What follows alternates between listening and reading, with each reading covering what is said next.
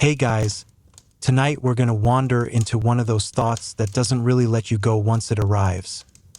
What if the pyramids were already standing before the Ice Age ended?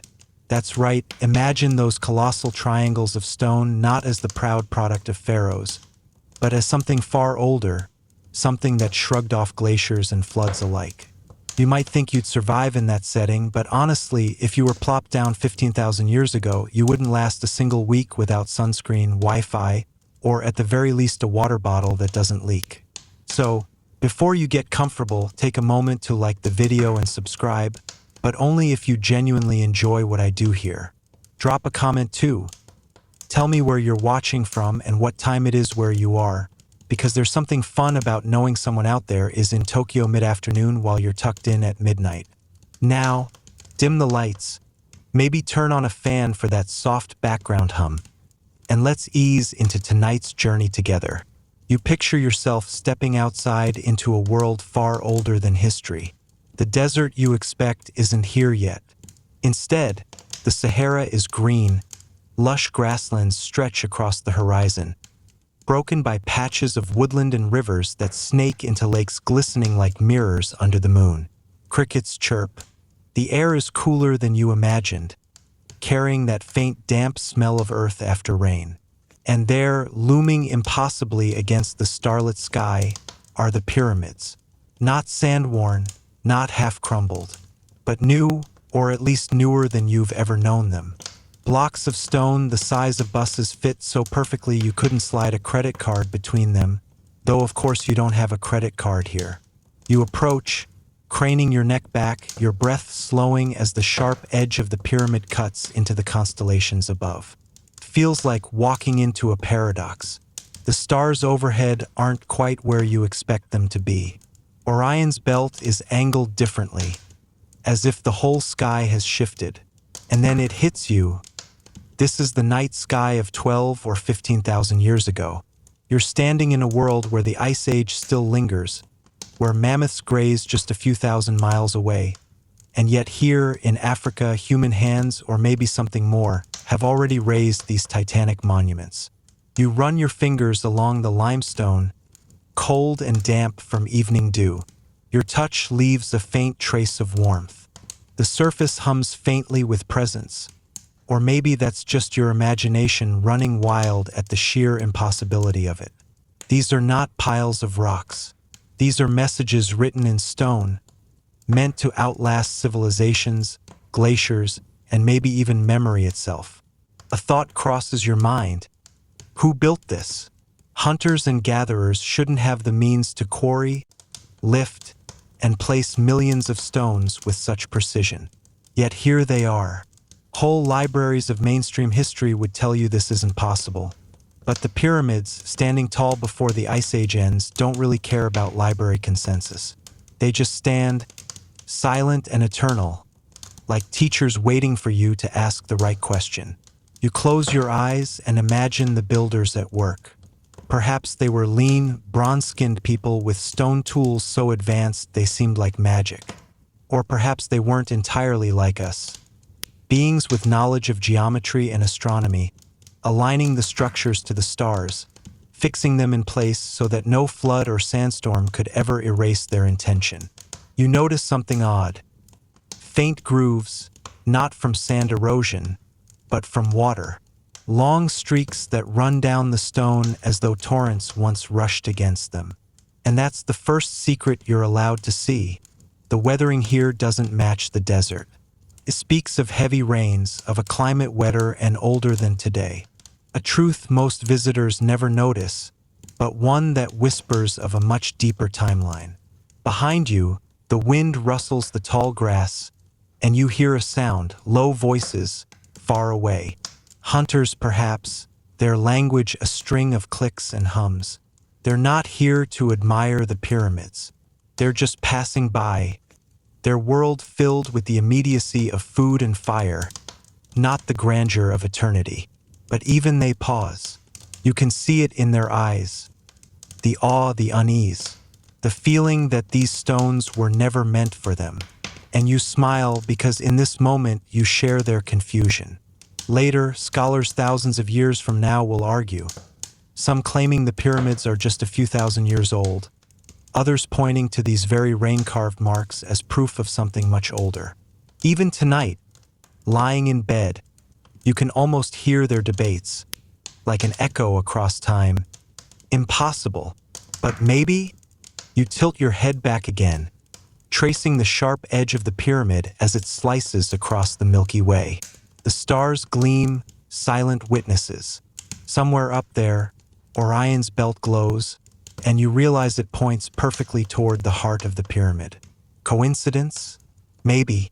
Or maybe the builders weren't just stacking stone. They were writing the universe into the earth itself. You sit down in the cool grass, leaning back against the impossible weight of the pyramid, and let the thought settle.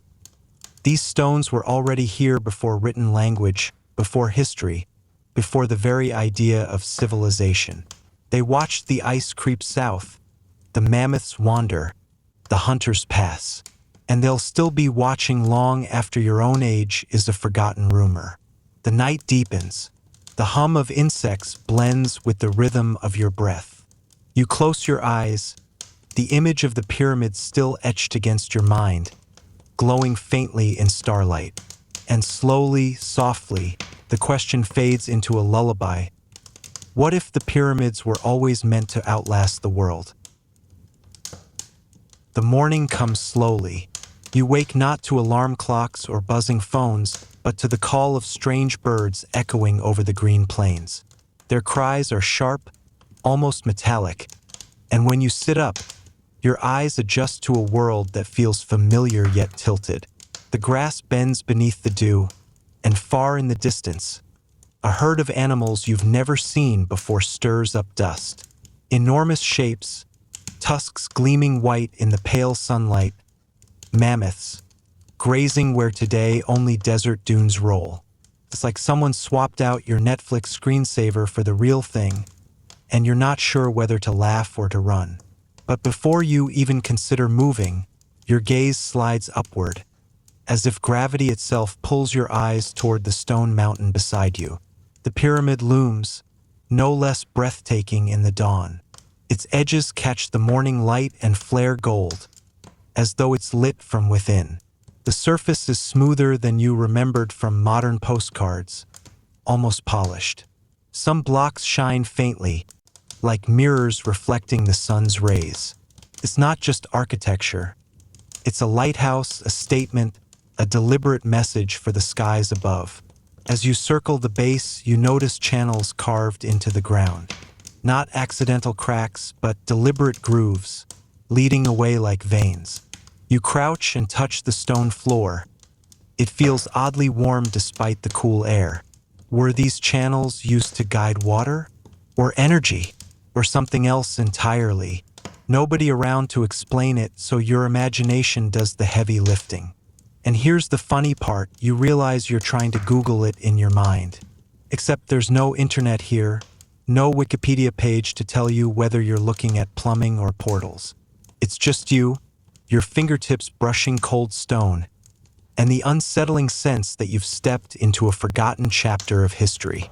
Voices echo again, closer this time. You turn and see them, hunters moving cautiously through the tall grass. Their bodies are lean, their movements quiet, purposeful. They carry spears tipped not with metal but with sharpened stone, glistening with resin to bind the points.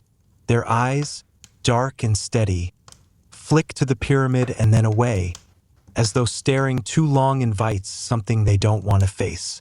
One of them catches your gaze for the briefest second, and in that moment you feel a connection. He doesn't know what this pyramid is any more than you do. To him, it's just there. Too big to question, too permanent to challenge. His people will pass, his children will pass, but the pyramid will remain. He must sense that, because when the others move on, he lingers, pressing a hand against the stone much like you did last night. Then he turns away and vanishes into the grass. The wind picks up, rustling through the plain. And in that sound, you swear you hear whispers, low, vibrating, almost like a chant. You tilt your head, straining. Maybe it's just the air sweeping through the grooves of stone. Or maybe it's the pyramid itself, humming softly, like a sleeping giant. You step back far enough to take in its full shape again. And now you notice something that makes your chest tighten. The pyramid isn't alone. Through the haze of distance, faint silhouettes rise. Smaller pyramids, lined up with uncanny precision. Not scattered randomly, but aligned with the stars above. Your breath catches because suddenly the theory clicks into place. This isn't a single monument. It's a part of a system, a network, designed to mirror the heavens. Whoever built these didn't just want to pile stones. They wanted to anchor the night sky into the earth itself. And you can't help but laugh quietly, shaking your head. Imagine telling your high school history teacher this. Actually, the pyramids might have been pre-Ice Age star maps. They'd have given you a solid F, circled in red ink.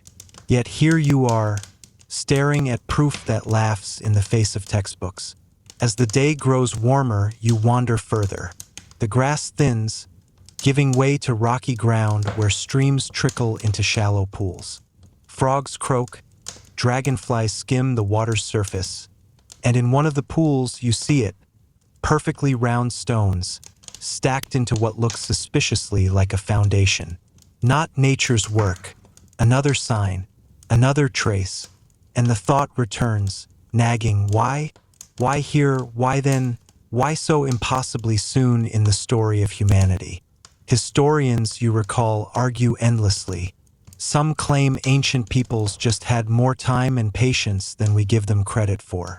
Others whisper about lost civilizations, advanced cultures swallowed by time, erased by rising seas at the end of the Ice Age. And a few, usually the ones laughed off stage, murmur about visitors, about knowledge falling from the stars. The truth? Standing here, looking at these massive stones that seem to hum with their own pulse, you realize that nobody knows. Not really. The pyramid doesn't answer. It only stands, silent and smug, as if enjoying the centuries-long argument it started. You sit on a nearby rock, the sunlight warm on your shoulders, and you can almost picture the scene. Glaciers melting far to the north, rivers swelling, whole coastlines drowning as the seas rose. And through it all, these pyramids stood, like stone anchors in a world unmoored. They were here before the floods, before the deserts, before memory itself. And that's when you realize, maybe they weren't just tombs. Maybe they weren't even for the people who walked around them. Maybe they were for time itself, to stand unbroken, carrying a message forward for whoever stumbled upon them next. And tonight, that message is yours to hear.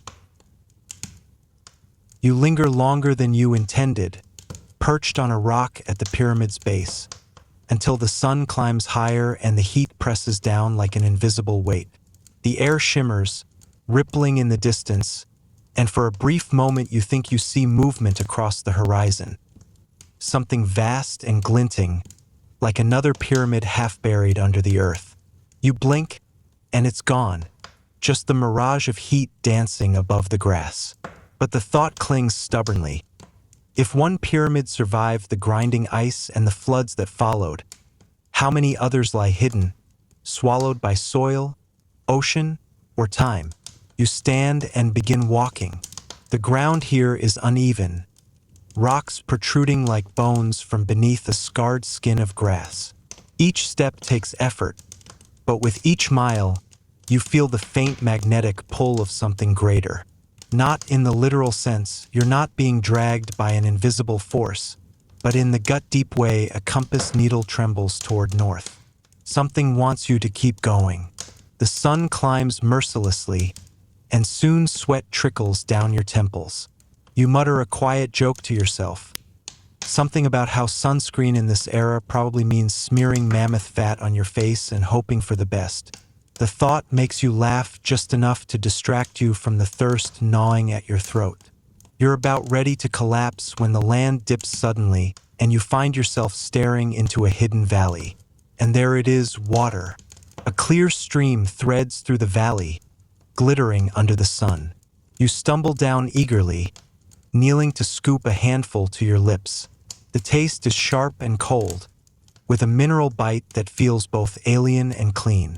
As you drink, you notice the stones along the stream bank. At first, they appear random, but the more you stare, the less random they seem. Perfectly straight lines, edges smoothed not by nature but by deliberate shaping. You trace your fingers along the grooves and find symbols, carved deep, still visible despite ages of weathering.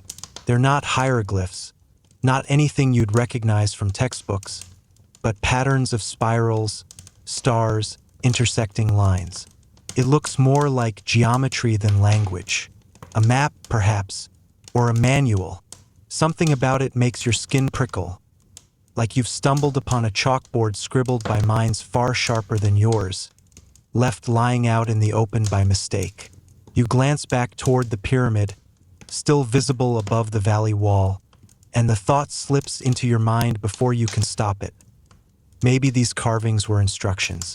Directions on how to align, how to construct, how to channel forces you don't even have names for. And if that's true, then whoever built the pyramid left breadcrumbs scattered around the landscape. Not just monuments, but a network of markers, as if daring the future to piece the puzzle back together. A rustling pulls you from your thoughts. At first, you brace for hunters again, or perhaps a predator stalking the water's edge. But what emerges from the tall reeds is neither. A group of figures, smaller, slighter than the hunters you saw before, approach the stream. Their clothes are woven fibers, surprisingly fine for such an ancient age, and they carry baskets filled with plants and roots. Farmers, or gatherers. Their faces are painted with streaks of clay, and when their eyes meet yours, there's no fear, only quiet curiosity. One of them gestures toward the carvings on the stones, then back to the pyramid. You can't understand the words, but the intent is clear. They know the two are connected, and judging by the reverence in their expression, they consider both sacred. You wonder what stories they've told around fires at night. Do they believe the pyramid was built by their ancestors? By gods? By forces from beyond the stars? Maybe they don't question at all. Maybe they simply accept it as the backdrop of existence, like mountains or the sun. Something so immense it feels ridiculous to demand explanation. One of the farmers kneels, dipping her hands into the water, then presses her wet palms to the carved stone. She closes her eyes as if in prayer. The others follow. It's a ritual, something passed down long enough that the meaning is blurred but the practice survives. You can't help but think of modern tourists tossing coins into fountains, whispering wishes to silent stone. Different millennium, same impulse. You try to mimic their action, pressing your damp hands to the grooves, half expecting a shock of energy or a secret door creaking open.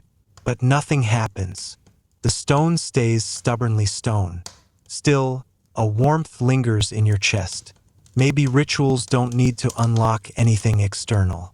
Maybe they're keys that turn locks inside us, aligning us with something greater, whether that's gods, ancestors, or simply the comfort of continuity. As the farmers drift away, baskets swaying against their hips, you stay by the water's edge, lost in thought.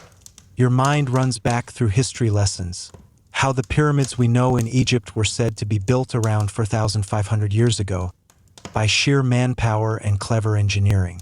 Yet here you stand, millennia before that story even begins, looking at evidence that flips the timeline upside down. Historians argue bitterly about such things. Some say there's no way that humans back then lacked the technology.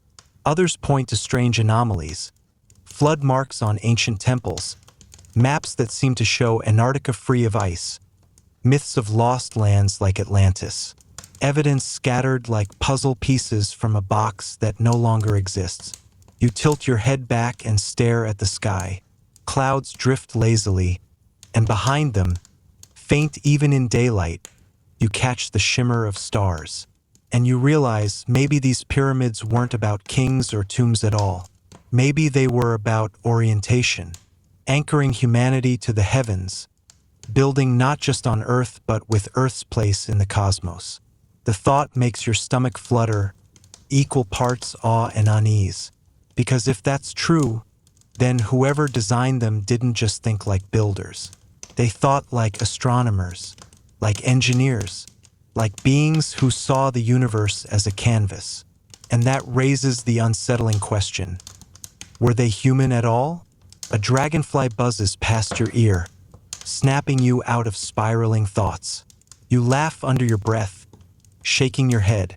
Leave it to a bug to remind you not to drift too far into sci-fi territory. And yet, as you stand and brush dust from your hands, the pyramid catches the sun again, and the gleam feels almost like a wink. You climb out of the valley slowly, legs heavy, and glance back one last time at the carved stones. The spirals and stars seem to shimmer faintly in the fading light, as though they're alive when viewed at the right angle. You blink hard, and the shimmer is gone, leaving only grooves in rock. By the time you reach the ridge, the sky is streaked orange and violet. Shadows stretch long, and the air cools enough that goosebumps ripple across your skin. You settle against the slope of the pyramid again, breathing in its stillness. The day feels like it's pressed 1,000 questions into you, and none of them come with answers.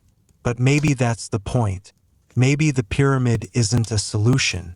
It's a riddle, one carved in stone, left to taunt anyone who dares to ask. And tonight, you've become part of its long game.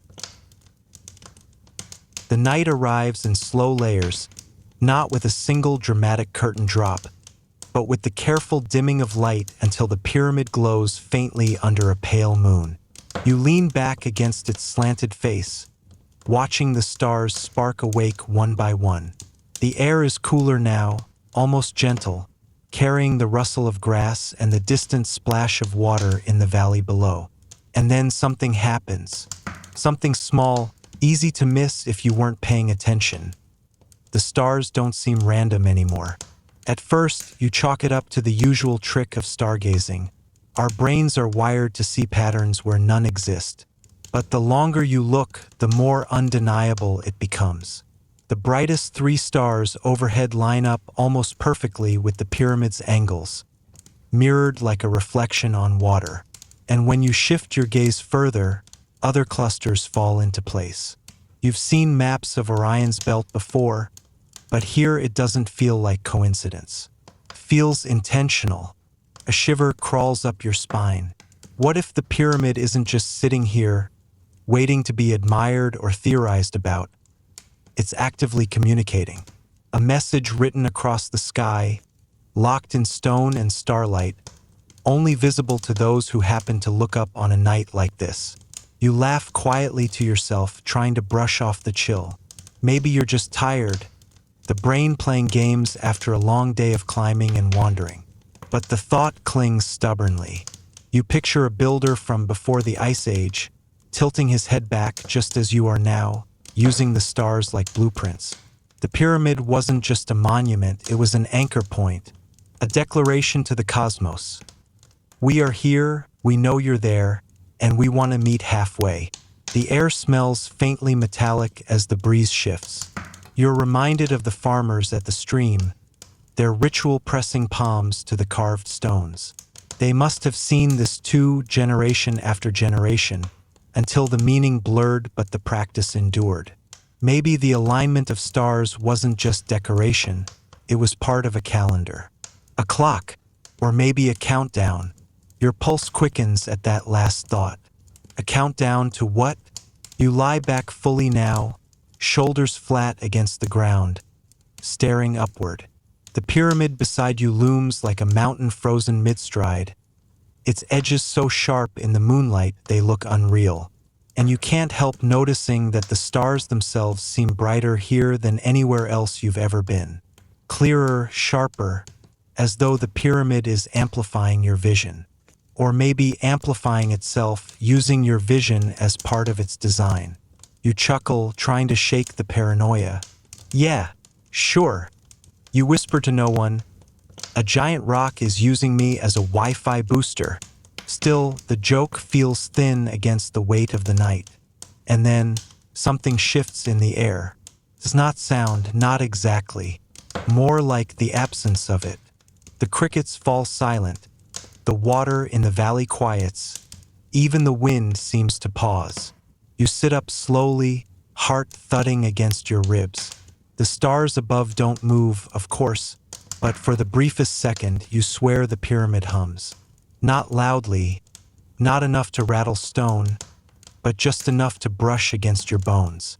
You press a palm to the pyramid's surface, and there it is again. A faint vibration, like the thrum of a bass note you can feel but not hear. You jerk your hand back, startled. Takes you a moment to convince yourself to touch it again. This time you keep your hand there, and the vibration doesn't feel random. It's pulsing in rhythm, like a heartbeat, or like code. You close your eyes, breathing shallowly, trying to count the intervals. Long, short, short, long, over and over. It's maddeningly familiar, brushing against the edge of recognition, like a song lyric you can't quite recall. Then it hits you, it's binary. Not the clean ones and zeros of modern computers, but the concept itself, two states, long and short, pulse and pause. A language old enough to outlive civilizations. The realization makes you laugh again, though this time it's not out of humor but disbelief. If this is real, if you're not hallucinating from exhaustion and thirst, then someone encoded a message into the very bones of the pyramid. A message designed to survive ice, flood, and millennia of silence, waiting for someone to put a hand to the stone and listen. Your brain spins with questions. Who was supposed to receive this? The people of that age? Future civilizations? Or was it never meant for us at all, but for someone or something out there watching the sky in reverse? Historians today would scoff. They'd insist vibrations are natural, caused by temperature shifts or settling stone. They'd demand evidence, instruments, data, and maybe they'd be right. But you're here, now, feeling it under your hand in the middle of the night, with stars aligned overhead like a cosmic signature. Evidence doesn't always wait for peer review. Sometimes it just whispers to you in the dark. The hum fades as suddenly as it came. The crickets resume their chirping. The breeze returns, and the world exhales. You sit back, blinking, as if waking from a dream. Yet your palm tingles with the phantom of that rhythm, the way a song sometimes echoes in your ears long after the music stops. You realize then how fragile your place is in this timeline. You're a visitor, a ghost, peering through a window that wasn't designed for you. The pyramid doesn't owe you answers. It doesn't care if you walk away puzzled or enlightened. It simply exists, locked in its own agenda, humming its own song. You roll onto your side, pulling your arms around yourself against the growing chill. Sleep feels impossible, but your body demands it anyway. As your eyes grow heavy, the last thing you see is the sharp angle of the pyramid silhouetted against the stars. For a heartbeat, it almost looks alive, less like a building and more like a sentinel standing guard. And in the quiet just before sleep takes you, one final thought drifts through your mind. Maybe the pyramid isn't just a relic of the past. Maybe it's waiting for the future. Morning does not arrive like a gentle friend. It barges in, all light and glare, pouring across your face until you're forced to squint awake. The pyramid's shadow stretches long across the valley, slicing the dew-soaked grass into two worlds. One bathed in sun, one still clinging to the night. You rub your eyes, trying to shake off the dreamlike residue of the hum you felt against your palm. Did it really happen? Or was it just the brain inventing signals where there were none? Your stomach growls before philosophy can get too far. You crunch into the rations you brought, hard biscuits that taste like regret and disappointment. still it's fuel. The pyramid looms silently above, unconcerned with your breakfast struggles, as though daring you to keep wondering. As you eat, you can't stop replaying the star alignments. If this pyramid was built before the Ice Age, it changes everything. It means the builders weren't simply shaping stone, they were mapping the heavens. And that thought leads you down a dangerous rabbit hole. If one pyramid exists here, aligned so perfectly, what about others? Could they be hidden under ice, under sand, under oceans swallowed by time? You brush crumbs from your lap, suddenly restless. The valley looks peaceful enough. Farmers tending small plots, children running barefoot across fields. But peace can be deceptive. You imagine this exact spot tens of thousands of years ago. Ice grinding mountains flat, seas rising and falling like a cosmic breath.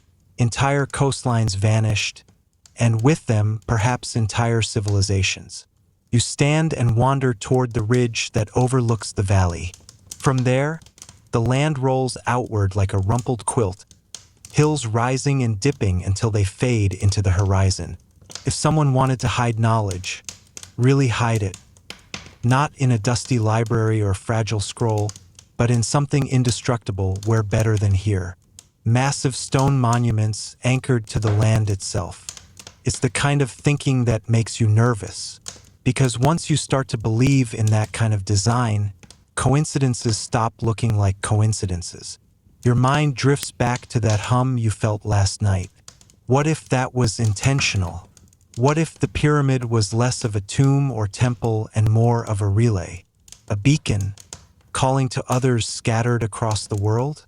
If so, the next logical question is, where are those others? Historians like to argue about migrations. Some say humanity spread in neat, predictable patterns from Africa outward, following game herds and river valleys. But every so often, a strange artifact turns up out of place.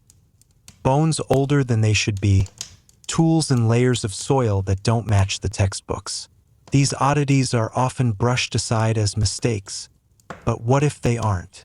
What if they're breadcrumbs, hints that people or someone was moving in ways we haven't yet traced?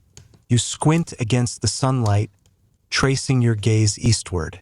You imagine pyramids under Siberian permafrost, locked in silence. Others drowned beneath the waves of the Mediterranean, their tips brushing the currents as fish dart through broken corridors. Even the jungles, thick and greedy with vines, could be hiding entire cities, stone swallowed by green. It makes your head spin, because if pyramids were truly global, built before the Ice Age, it means communication existed on a scale far greater than we've ever allowed ourselves to believe. The kind of communication that required maps, shared symbols, maybe even a language stretching across continents.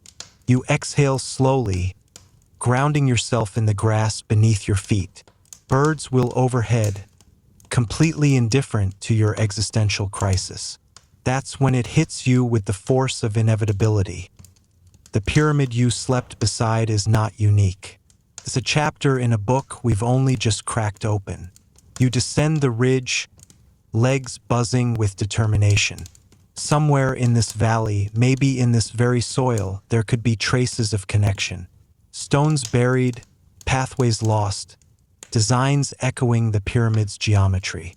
You feel like a detective whose crime scene spans millennia. But detectives need tools, and you don't have many. Just your eyes, your hands, and the fragile scaffolding of modern theories. You laugh at yourself, muttering, "Yeah, let me just dig up 10,000 years of secrets with a pocket knife. No problem." Still, absurd as it sounds, the urge to search won't leave you. You return to the pyramid, circling it slowly. Its base is partly overgrown, roots and grasses threading into cracks, as though nature has been trying and failing to reclaim it. You press your fingers against the stone again, half hoping to feel that hum return. Nothing, just cold surface rough beneath your skin. The farmers watch you curiously from a distance. They don't approach, but you catch their eyes lingering. Maybe they've seen others like you, outsiders, travelers who arrive, stare too long, and leave with more questions than answers. Maybe they've been taught stories, quiet warnings, about what happens to those who dig too deep. Still, you linger. You wait through the heat of the afternoon, tracing the pyramid's angles, measuring its shadow with your steps. And as the sun tilts lower, casting long golden lines across the earth, you notice something you missed before. The shadow stretches not just outward, but toward a ridge on the far side of the valley. Coincidence? Or alignment? Your heart speeds up. You track it carefully, watching as the tip of shadow lands on a cluster of boulders nestled in the hillside. They look natural enough, jagged, uneven, scattered. But nature doesn't usually place things with such neat symmetry. The farmers don't notice, or if they do, they pretend not to care. You set off toward the ridge, pulse quickening with each step. When you reach the cluster, you run your hands along the boulders, knocking on them like doors. One rings hollow. The sound makes your skin prickle. Hollow means space. Space means possibility. You crouch, digging with your hands where earth has packed against the stone. The soil is stubborn, clinging like it doesn't want to give up its secret. By the time the sun dips lower, staining the valley orange, you've uncovered enough to see that one of the boulders isn't a boulder at all. It's a block, cut clean with straight edges, the kind no glacier ever carved by accident. Your breath catches. If this is true, if this ridge hides another structure, then the pyramid isn't just a lone sentinel, it's part of a network. The evening wind brushes your face, cool and insistent, carrying the scent of grass and river water. The stars are coming back, faint pinpricks in the deepening blue.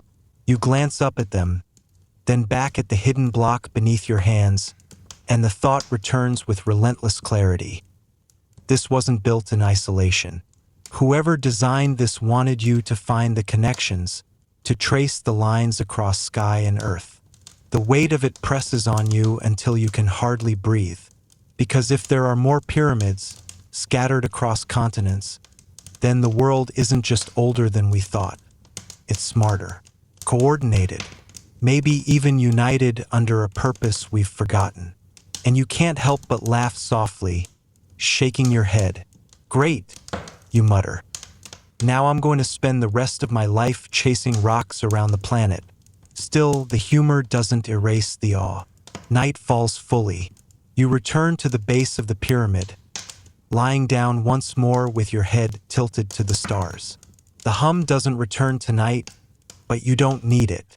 You already feel the tug, the invisible thread pulling you towards something larger. Somewhere, out there in the dark, other pyramids are waiting. And tomorrow, you'll begin to wonder where to look first. Dawn again. The valley wakes slowly, mist curling from the grass like the earth is exhaling. Your eyes are gritty, your limbs heavy, but your mind buzzes as if it never really slept. All night, you turned over the same thought. If one hidden block lies beneath that ridge, then there may be more. Many more. The pyramid looms behind you, a silent parent watching a restless child. You turn to face it, stretching the stiffness from your shoulders, and say out loud, "All right, what are you trying to show me?" Of course, it doesn't answer. It never does. But the silence isn't empty. It's thick, pregnant with the possibility that you're not entirely wrong, that somewhere in its geometry lies the key to a map spanning the world. You start walking, first toward the ridge again, then past it, tracing the invisible line the shadow carved last evening. The farmers look up from their fields, pausing mid-swing of their tools. They don't wave. They don't call out. They just watch you with the quiet curiosity of people who know something but won't tell. The path leads you upward, into low hills where grass gives way to rock. From here, the valley spreads wide below you, dotted with grazing animals and crisscrossed by streams. The pyramid rises proud in the middle of it all, its edges sharp against the sky. From above, It looks less like a monument and more like an anchor pinning the landscape in place. You take out a small notebook and start sketching. The pyramid at the center, the ridge on one side, the shadow lines stretching beyond. As the sun climbs higher, you check the angle, adjust your lines, calculate with the rough math you half remember from school. The results make your throat tighten. The shadow points almost exactly northeast. Northeast, toward lands that, tens of thousands of years ago, would have been very different. Before the Ice Age thaw, sea levels were lower by hundreds of feet. Entire coastlines now drowned would have been exposed. Rivers flowed where oceans now roll. And in that altered geography, could there have been others? Other pyramids, standing tall on land that's now nothing but blue on our maps? The idea presses harder with each step you take. It's almost unbearable, this sense that the Earth you know is just a fraction of the Earth that was. You stop at a ledge, catching your breath, and your gaze lifts instinctively to the sky. Daylight has washed the stars away, but you know where they should be. Orion, Sirius, the Pleiades, constellations stitched into human memory since before writing, before wheels, before fire in some places. And what were pyramids, if not stones raised to mirror those stars? A troubling thought surfaces. Maybe the pyramids weren't only about worship or alignment. Maybe they were messages. Huge, indestructible signposts saying, "We were here. We knew the heavens. Don't forget us." The weight of that thought sits heavy on your chest. Because if that's true, then the builders didn't just vanish. They left notes, and we've been too stubborn, too arrogant to read them. By mid-morning, you've reached a crest where the wind cuts sharp and clean. You sit, pull out a scrap of food, and chew slowly, staring at the horizon. You imagine a line of pyramids stretching across continents, stone giants marking the paths of migrations, the rise and fall of coastlines, the pulse of the heavens overhead. Your rational brain tries to protest. "Come on," it says. "This is fantasy. Ancient humans were clever, sure, but building across oceans? Communicating across ice sheets? Impossible." And yet you remember Göbekli Tepe, unearthed in Turkey, its carved pillars standing proud long before agriculture was supposed to exist. You remember submerged ruins off the coast of Japan, stone steps swallowed by the sea. You remember the Sphinx, its body scarred with water erosion that should not be possible in the desert climate we know. One anomaly can be dismissed, two can be explained away, but a dozen? 100? Eventually, the excuses collapse under their own weight. The wind pushes at you, tugging your clothes, pulling your hair across your face. You close your eyes and listen. In the rush of air, you imagine whispers, fragments of a language you'll never quite catch. Words spoken not to ears but to time itself. A sudden certainty grips you. This pyramid, the one behind you, is not an isolated relic. It is a node, a single point in a global network meant to outlast empires, floods, even the Ice Age. A language written not in ink but in stone. Your heart thunders. You can almost see it. Glowing lines stretching across the planet, linking Egypt to Turkey, to Central America, to the jungles of Southeast Asia, to islands swallowed by waves. The Earth transformed into one massive circuit board of memory. You whisper to yourself, half in awe, half in fear. What were they trying to say? The sun climbs higher, the heat pressing against your skin, and slowly you rise to your feet. You trace the northeast line one last time before descending the hill. Your steps feel heavier now, not from fatigue but from the weight of responsibility. Because once you see the pattern, you can't unsee it. And tonight, when the stars return, you know you'll be looking not just for constellations, but for connections. The valley settles into night again, the pyramid's shadow swallowed by darkness, and the stars finally reclaim their throne. You lie on your back in the grass, staring upward, the air cool against your skin, the hum of insects steady like background music designed to lull you but failing completely. Your mind refuses rest. The thought has been hammering at you since dawn. Pyramids might not just be monuments, they might be breadcrumbs. And breadcrumbs imply travelers, migrations, journeys made by people who refuse to stay still, even in an age of glaciers and ice walls. You close your eyes and try to picture it. The world as it was 20,000 years ago. Ice pressing down over much of the north, vast white deserts where Canada, Scandinavia, and Siberia now sit. Sea levels so low that new coastlines bulged outward like ribs. Bridges of land connecting continents that today are ripped apart by ocean.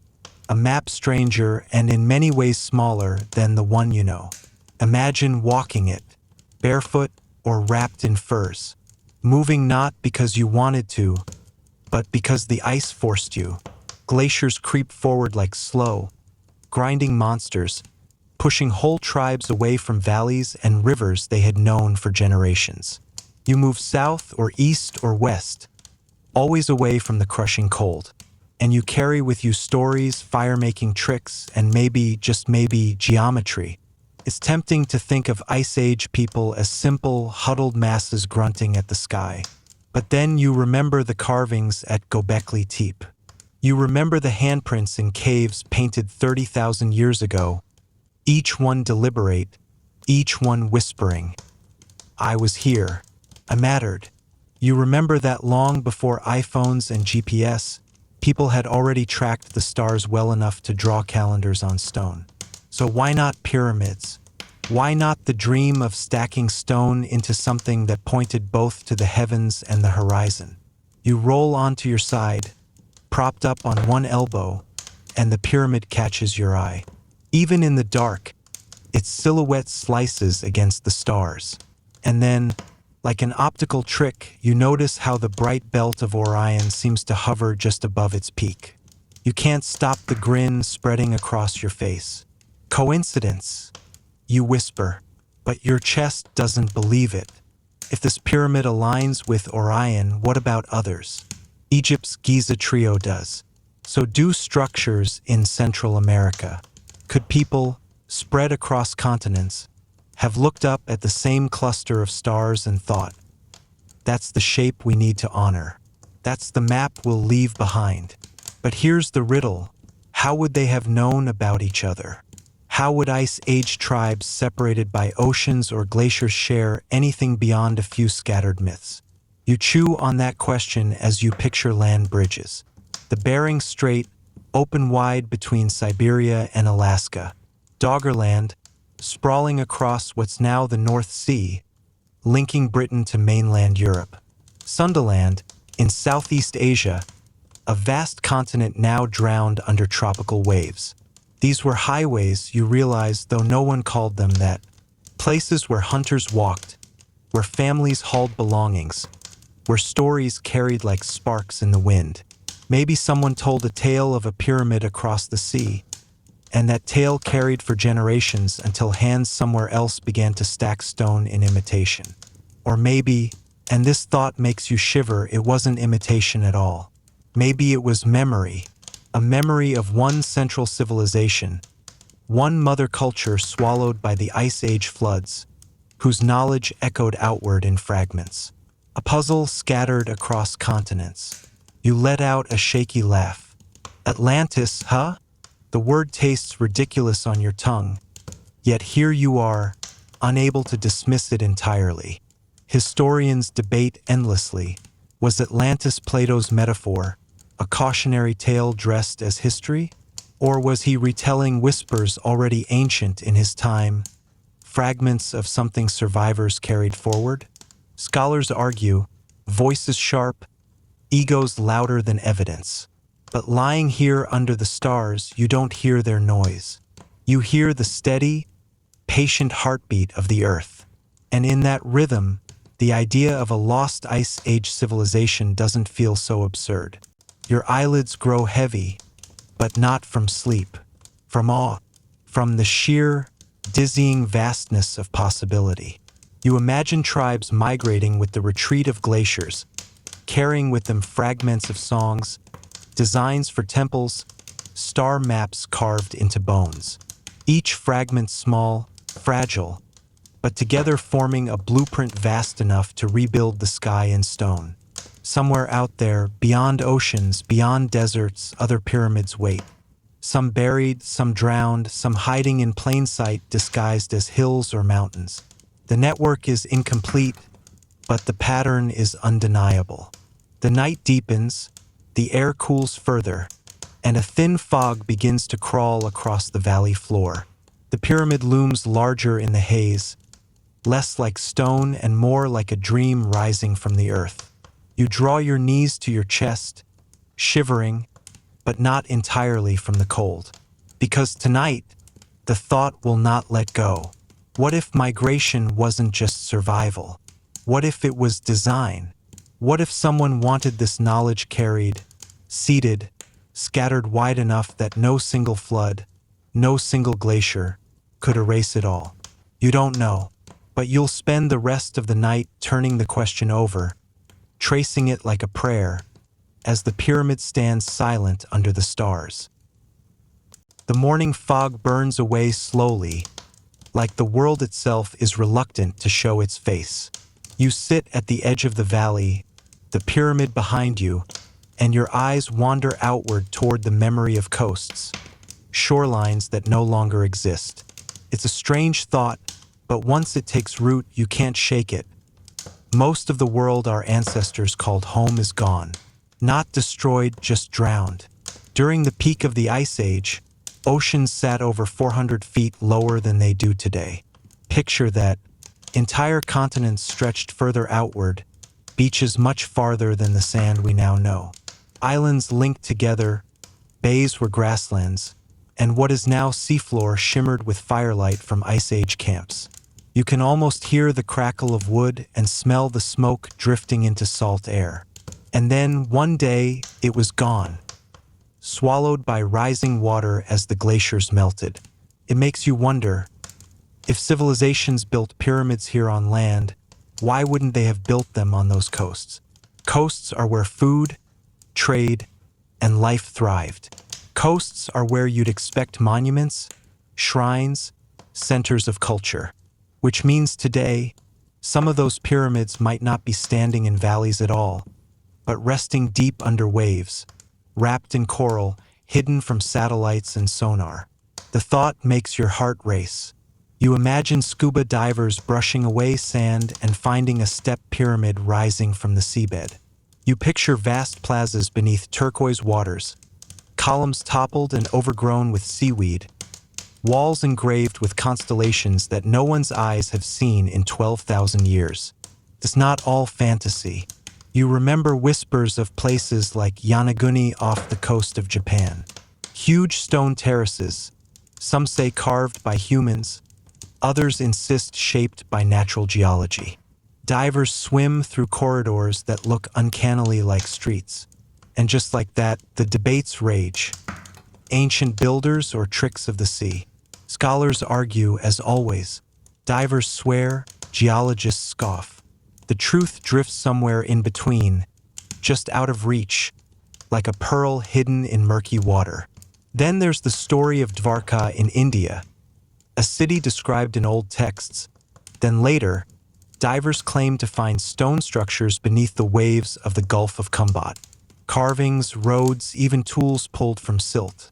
The ocean keeps secrets better than any vault, but sometimes it gives up a glimpse, and those glimpses make your imagination sprint. You lean back on your elbows, staring at the pyramid, and laugh softly to yourself.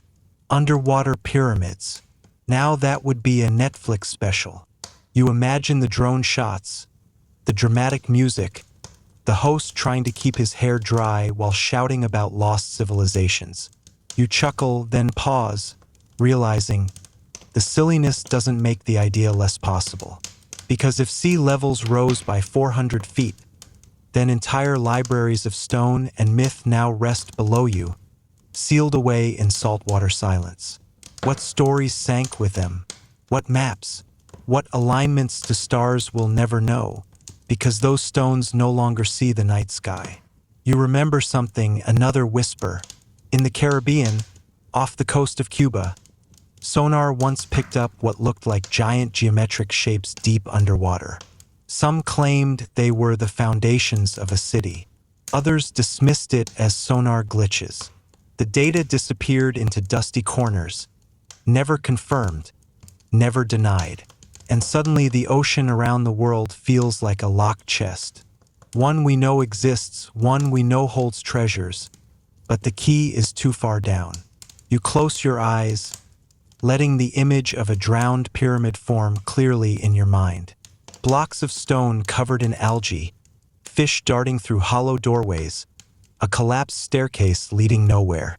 And yet, the shape unmistakable. A beacon still pointing upward though no one above can see.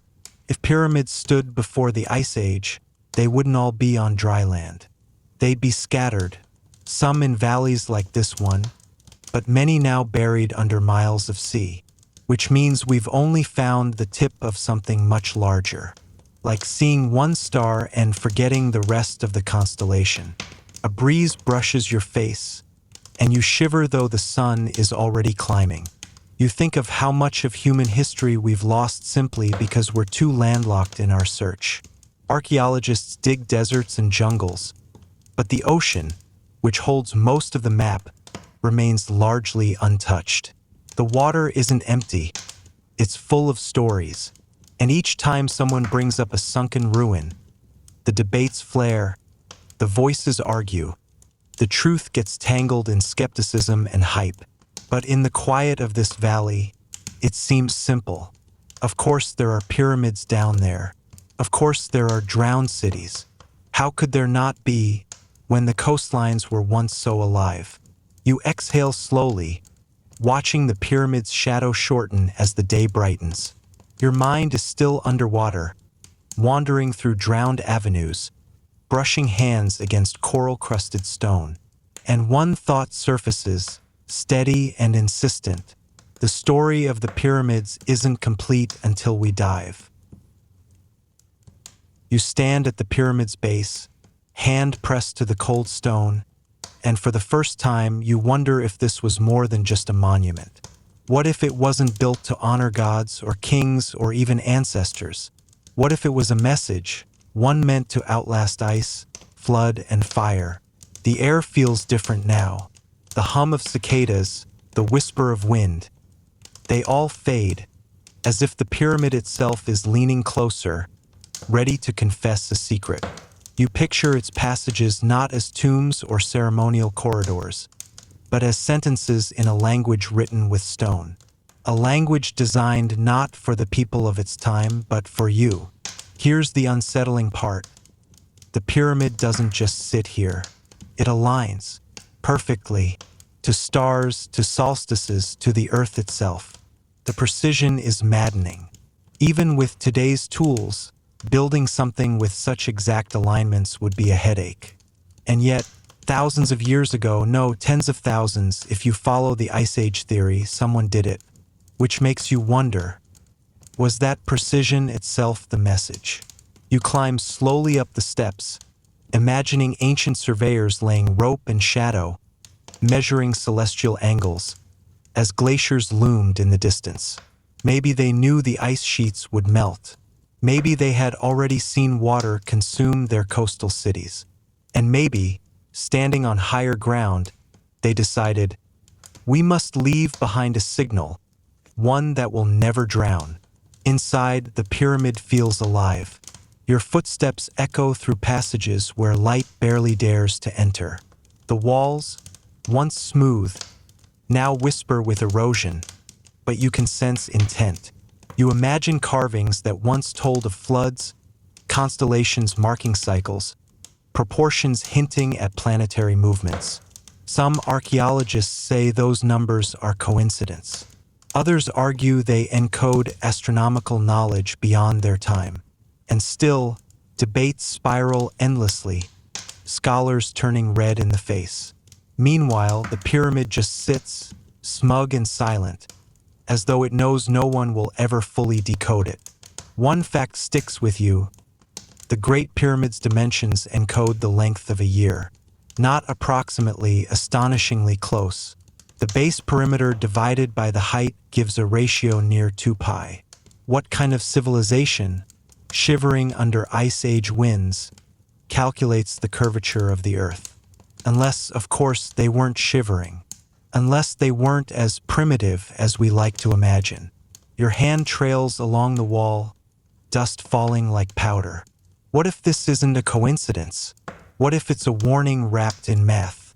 A reminder: we've been through collapse before. Watch the sky. Count the years. The cycles return. A flicker of modern thought intrudes, almost comical. Imagine building an apocalypse-prep bunker, but making it out of limestone blocks the size of trucks. You grin to yourself. A little dramatic, sure. But if you really wanted to send a message through 12,000 years of chaos, you wouldn't scribble it in notebooks or carve it into wood. You'd build a mountain of stone and let time do its worst. The deeper you walk, the more claustrophobic it feels. Not just because of the narrow passageways, but because of the possibility that you are walking inside a message. That every angle, every corridor, every chamber was meant to tell you something. You just haven't cracked the code. And you're not alone in that thought. Researchers have spent lifetimes mapping passages, charting air shafts, running ground-penetrating radar. They whisper about hidden chambers that might still exist, sealed since the day of construction. Some even say those voids could contain artifacts from an earlier age, perhaps Ice Age survivors who carried knowledge forward. Of course, historians dismiss these as fringe ideas, and yet the scans show anomalies, empty spaces where there shouldn't be. The pyramid shrugs and refuses to explain. You remember how myths work. Flood stories exist everywhere, from Mesopotamia to the Americas. Tales of fire, ice, and water reshaping the earth. Were those myths just stories? Or were they memories? Fading recollections of real cataclysms passed down like bedtime warnings? And if so, maybe the pyramids are simply those stories, frozen in stone. Not written for the people who lived next to them, but for you sitting here thousands of years later trying to understand. You pause in the darkness and chuckle. Wouldn't it be hilarious, you whisper, if this was basically the world's biggest post-it note? Just a really heavy, really complicated post-it. The laugh dies quickly, though, because the more you think about it, the less ridiculous it sounds. You tilt your head back, tracing the slant of stone overhead.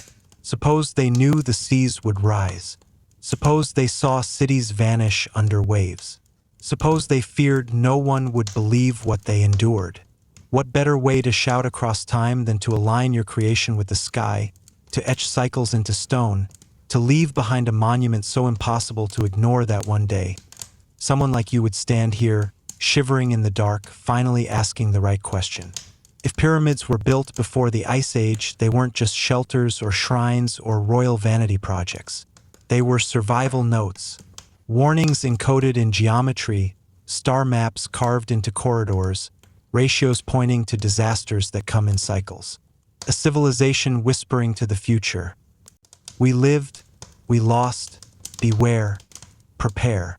The silence deepens, and you can almost hear the builders' voices echoing. They aren't loud, but they are persistent. The pyramid is still speaking, and it will keep speaking long after you're gone. You step back from the pyramid, the desert heat wrapping around you like a heavy blanket, and the thought lingers. What if this wasn't an isolated act of genius? What if pyramids were just one piece of a larger puzzle, scattered across the globe, left by people who remembered a world before the ice melted? You close your eyes for a moment and let the thought drift. Suddenly, the desert floor beneath your feet shifts into jungle. The air turns thick and damp, alive with the buzz of unseen creatures. Before you, another pyramid rises. Not limestone, but dark volcanic stone, tiered like a massive staircase. You're in Mesoamerica now, staring at the ruins of Teotihuacan or perhaps the steps of Chichen Itza, and the question hits you like a drumbeat. Why does this shape echo across continents? Here's the thing. Human imagination is vast, but it's not infinite. Different cultures can invent the same ideas independently. But the pyramid isn't just an idea, it's a specific form. Triangular stability, yes, but also alignment with stars, rituals tied to solstices, echoes of the heavens pressed into stone. Did all these people, separated by oceans, just happen to stumble on the same grand design? Or were they following instructions, knowledge handed down like a torch, carried from one crumbling city of the Ice Age into new lands? Historians usually scoff at the idea of lost civilizations spreading wisdom. They prefer the explanation of parallel invention. After all, a pyramid is a pretty natural form. Pile stones high enough and gravity does most of the shaping. But still, does gravity also explain why the Mayan pyramids align with equinox sunsets in the same eerie way Egyptian pyramids align with Orion's belt? Or why some ancient sites on different continents appear to share mathematical ratios? Skeptics argue coincidence. Believers whisper conspiracy. The pyramids, meanwhile, just sit there, stone-faced and smug. As always, you wander among the steps, feeling the humidity press against your skin, and imagine an Ice Age sailor carving through unknown seas, a raft stitched from reeds, a star map burned into memory. They travel along coastlines, stopping at islands, trading, teaching. In one place, they pass down techniques for stone cutting. In another, they sketch star alignments in sand. The knowledge doesn't survive perfectly. It changes, adapts, bends to local myth. But the spark remains. Suddenly, the echo of drums surrounds you. Feathers, masks, fire. You watch ancient Mesoamerican priests ascend the pyramid steps, carrying torches, offering sacrifices to gods. To them, this pyramid is sacred, a link between earth and sky. They might not have remembered glaciers or drowned lands, but maybe, just maybe, they remembered enough to believe that the pyramid shape was the right bridge to the heavens, the right vessel for survival across cycles. And you can't help but laugh softly to yourself. If this is just a coincidence, it's one heck of a stylish one. Because if aliens didn't deliver blueprints, sorry, History Channel, and if humans on different continents just happened to align giant stone mountains with celestial cycles, then the universe itself seems to have a wicked sense of humor. The more you think, the stranger it feels. In Mesopotamia, the ziggurats stepped pyramids rising like artificial mountains. In Sudan, dozens of Nubian pyramids piercing the desert. In Cambodia, temple mountains hidden under jungle canopies. And in each case, the structure serves as a bridge between earth and sky. Different materials, different myths, same shape. It's as if the memory of the Ice Age pyramid builders bled into human DNA, resurfacing wherever people needed to mark permanence in a fleeting world. Of course, archaeologists argue about this endlessly. Some dismiss all connections as fanciful, nothing more than the product of our pattern-hungry brains. Others point to trade routes, ancient migrations, subtle echoes of shared myth. And some, often labeled fringe, insist on a civilization older than all recorded history, shattered by ice and water, leaving behind survivors who became the first teachers of later ages. The rain begins in your vision, pattering against stone steps. You picture those survivors telling stories to strangers by firelight. Tales of the world swallowed by rising seas, of stars shifting overhead, of how to measure time so the disaster never catches you unprepared again. The listeners might not understand everything. They translate the myths into their own languages, shape the stones with their own hands. And yet, when you stand back centuries later, you see pyramids. Always pyramids. It makes you wonder, What if the Ice Age pyramids weren't meant to be unique monuments, but templates, prototypes of survival architecture, meant to be copied, adapted, spread across continents like seeds? And here's a funny thought: modern humans do the exact same thing. Fast food chains clone their golden arches across the globe, logos repeating like sacred symbols. Maybe ancient pyramids were just the Ice Age version of franchises. Not for hamburgers, but for survival. You breathe in, the air thick with imagined incense and smoke, and your pulse slows. Whether coincidence, parallel invention, or deliberate transmission, the pattern is undeniable. Pyramids sprout wherever people tried to connect with something greater, whether that was the stars, their gods, or the memories of a world swallowed by ice. If the pyramids before the Ice Age truly existed, then what you see across the globe might not just be humanity's imagination repeating itself. It might be echoes, faint, distorted, but persistent, of instructions whispered long ago. Instructions from a civilization that refused to let its wisdom drown. And as you look out across the jungle, the ziggurats, the dunes, the river valleys, you realize something chilling.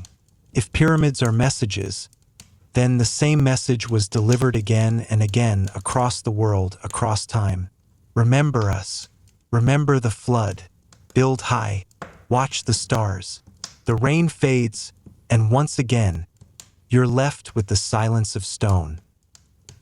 You run your hand along the cool stone of a pyramid wall, and for a moment, the surface shimmers. Your surroundings dissolve into a dim chamber lit by a flickering flame. You're standing deep inside a pyramid, shadows crawling across carved symbols, and you get the feeling you're about to stumble onto something no archaeologist has ever admitted out loud. Because here's the thing, every now and then, history coughs up something it can't quite explain. Objects too advanced for their supposed time. Carvings that don't fit the narrative. Tools made from alloys that shouldn't have existed yet. They're nicknamed OP arts, out-of-place artifacts. And while most of them get debunked, brushed aside, or labeled hoaxes, the nagging thought remains: what if even one of them is genuine? What if these are crumbs from the Ice Age banquet table? You picture yourself crouching in the corner, examining a lump of corroded metal. It's the Antikythera mechanism, discovered in a Greek shipwreck, gears interlocked with baffling precision. Mainstream history dates it to around 100 BCE, a kind of analog computer for predicting astronomical events. But what if it wasn't Greek at all? What if it was a copy of something older, passed down through whispers from the survivors of an earlier civilization? You smirk at the idea, humans reverse engineering Ice Age tech like kids trying to rebuild a smartphone with stone tools. And it's not just the Antikythera. There are hammers encased in rock. Maps from the Renaissance that depict Antarctica without ice, centuries before explorers even confirmed its existence. Ancient batteries in clay jars. Each discovery sparks wild debates. Scholars argue, skeptics roll their eyes, fringe theorists grin and say, "See? Proof." And still no consensus. You crouch lower, running your fingers across carved walls. Strange figures stare back. Serpents, birds, half-human beings. One image seems to show a person sitting in what looks suspiciously like a machine. Is it just symbolic myth? Or did someone try to record a piece of lost technology they no longer understood? You can't help but chuckle. Imagine future archaeologists finding a Tesla key fob buried in sand. Would they assume it was a religious amulet? Probably. The room darkens. You hear dripping water, a reminder of time eating away at stone. Imagine the survivors of the Ice Age catastrophe, carrying fragments of technology they couldn't maintain. Maybe they had tools for precise stone cutting, astronomical instruments, methods of preserving food. But once the global supply chain of their era shattered, the knowledge fractured too. What remained were half-memories, sacred relics, rituals that grew around tools no one could rebuild. Historians still argue about the purpose of certain pyramid chambers. Were they tombs? Storage vaults? Ritual spaces? But your mind twists the idea further. What if some chambers were vaults for knowledge itself? Imagine libraries carved in stone, filled not with scrolls but diagrams, preserved samples, maybe even mechanical devices. Most of it could have been stolen, looted, or lost over millennia. Yet now and then, something odd surfaces in the archaeological record, and we're left scratching our heads. The funny thing is, people in every age assume they're the smartest ones. Egyptians looked back at their first-time myth, claiming knowledge was handed to them by gods. The Greeks talked about golden ages lost in fire and flood. We, today, smirk at the idea of ancients knowing more than us. And yet, half of us can't even explain how our Wi-Fi works. Maybe we're not as far removed from confusion as we like to think. You tilt your head, catching sight of a small stone carving. At first glance, it's just a bird. But look closer. It's aerodynamic, wings swept in a way that doesn't match natural anatomy. Some have suggested it might represent a glider. Mainstream scholars laugh. But the idea sticks in your mind. Why carve something so oddly shaped unless it meant something? You imagine Ice Age survivors maybe trying to preserve memory of flight, reduced to carving crude reminders in stone. The chamber suddenly hums. You hear voices, whispers from guides long gone. Protect the knowledge. Hide it in plain sight. Maybe that's the true purpose of myths and rituals. They aren't nonsense. They're coded messages, attempts to preserve truth in forms people could carry. Myths of fire stolen from the gods. Maybe memories of lost technology. Tales of flood and rebirth. Maybe echoes of glaciers melting and oceans rising. Of course, the academics would call this overreach, projection of modern imagination. They're not wrong to be skeptical. Most OP arts really do have mundane explanations. But even so, a strange thought keeps tugging at you. If even one artifact truly comes from the Ice Age, then our entire history has been edited. Not maliciously, but by nature itself. Time burying the evidence, leaving only crumbs and confusion. You lean back against the chamber wall, laughing softly. So basically, history is like one of those IKEA manuals. Half the pages are missing, the diagrams don't make sense, and somehow you're supposed to assemble an entire civilization. No wonder we keep fighting about pyramids. But the pyramid around you is quiet, as if mocking both camps, the skeptics and the dreamers. Maybe the truth sits right here in stone, but we lack the lens to see it clearly. One day, perhaps, someone will stumble on the real treasure, a perfectly preserved vault of Ice Age technology. Not myths, not rumors, but undeniable machines carved into truth. Until then, we're left with shadows and guesses, whispers and symbols. The torch sputters, then dies. The chamber falls into darkness. You feel the silence settle, heavier than the stone itself. And with it comes a realization. Maybe the pyramids don't just guard kings or gods. Maybe they guard secrets. Secrets that could rewrite the story of humanity, if only we had the courage to read them. The night sky stretches wide above you, a canvas of scattered stars, and for a moment the pyramid behind you seems smaller than it is, dwarfed by the vastness of time. You lie back on the warm ground, letting the scent of sand and stone settle into your senses, and the thought surfaces. Humans everywhere tell stories about floods. Big floods. Biblical floods, Gilgamesh floods, Manu in India, Deucalion in Greece, even smaller ones whispered in the oral traditions of islands now submerged. It's too consistent to be coincidence, too repetitive to dismiss as imagination. Somewhere in the distant past, something colossal reshaped coastlines, swallowed cities, and left survivors clutching memories that became myth. The Ice Age is the obvious culprit. Glaciers retreating, seas rising, land vanishing beneath waves over centuries, displacing tribes, erasing civilizations. Yet in every myth, the details change. Animals saved, vessels built, divine warnings. And still, the message is clear. Survive the water, remember the past. You imagine walking among those survivors. Perhaps they were the same people who built the pyramids, or at least inherited knowledge from them. Maybe they saw rising tides and thought, we must tell future generations. They carved tales into stone, passed secrets orally, encoded lessons in rituals. Some survived, most didn't, and across thousands of miles, the same warnings appeared again and again, emerging as stories we call myth today. Some historians argue that flood myths are purely symbolic, a metaphor for personal, societal, or seasonal turmoil. Others say they're exaggerated memories of local inundations. But when you line them up, the pattern becomes compelling. Different continents, separated by oceans that barely existed during the Ice Age. Yet the same narrative pulses through. It feels like whispers carried on the wind across the planet, waiting for someone awake enough to notice.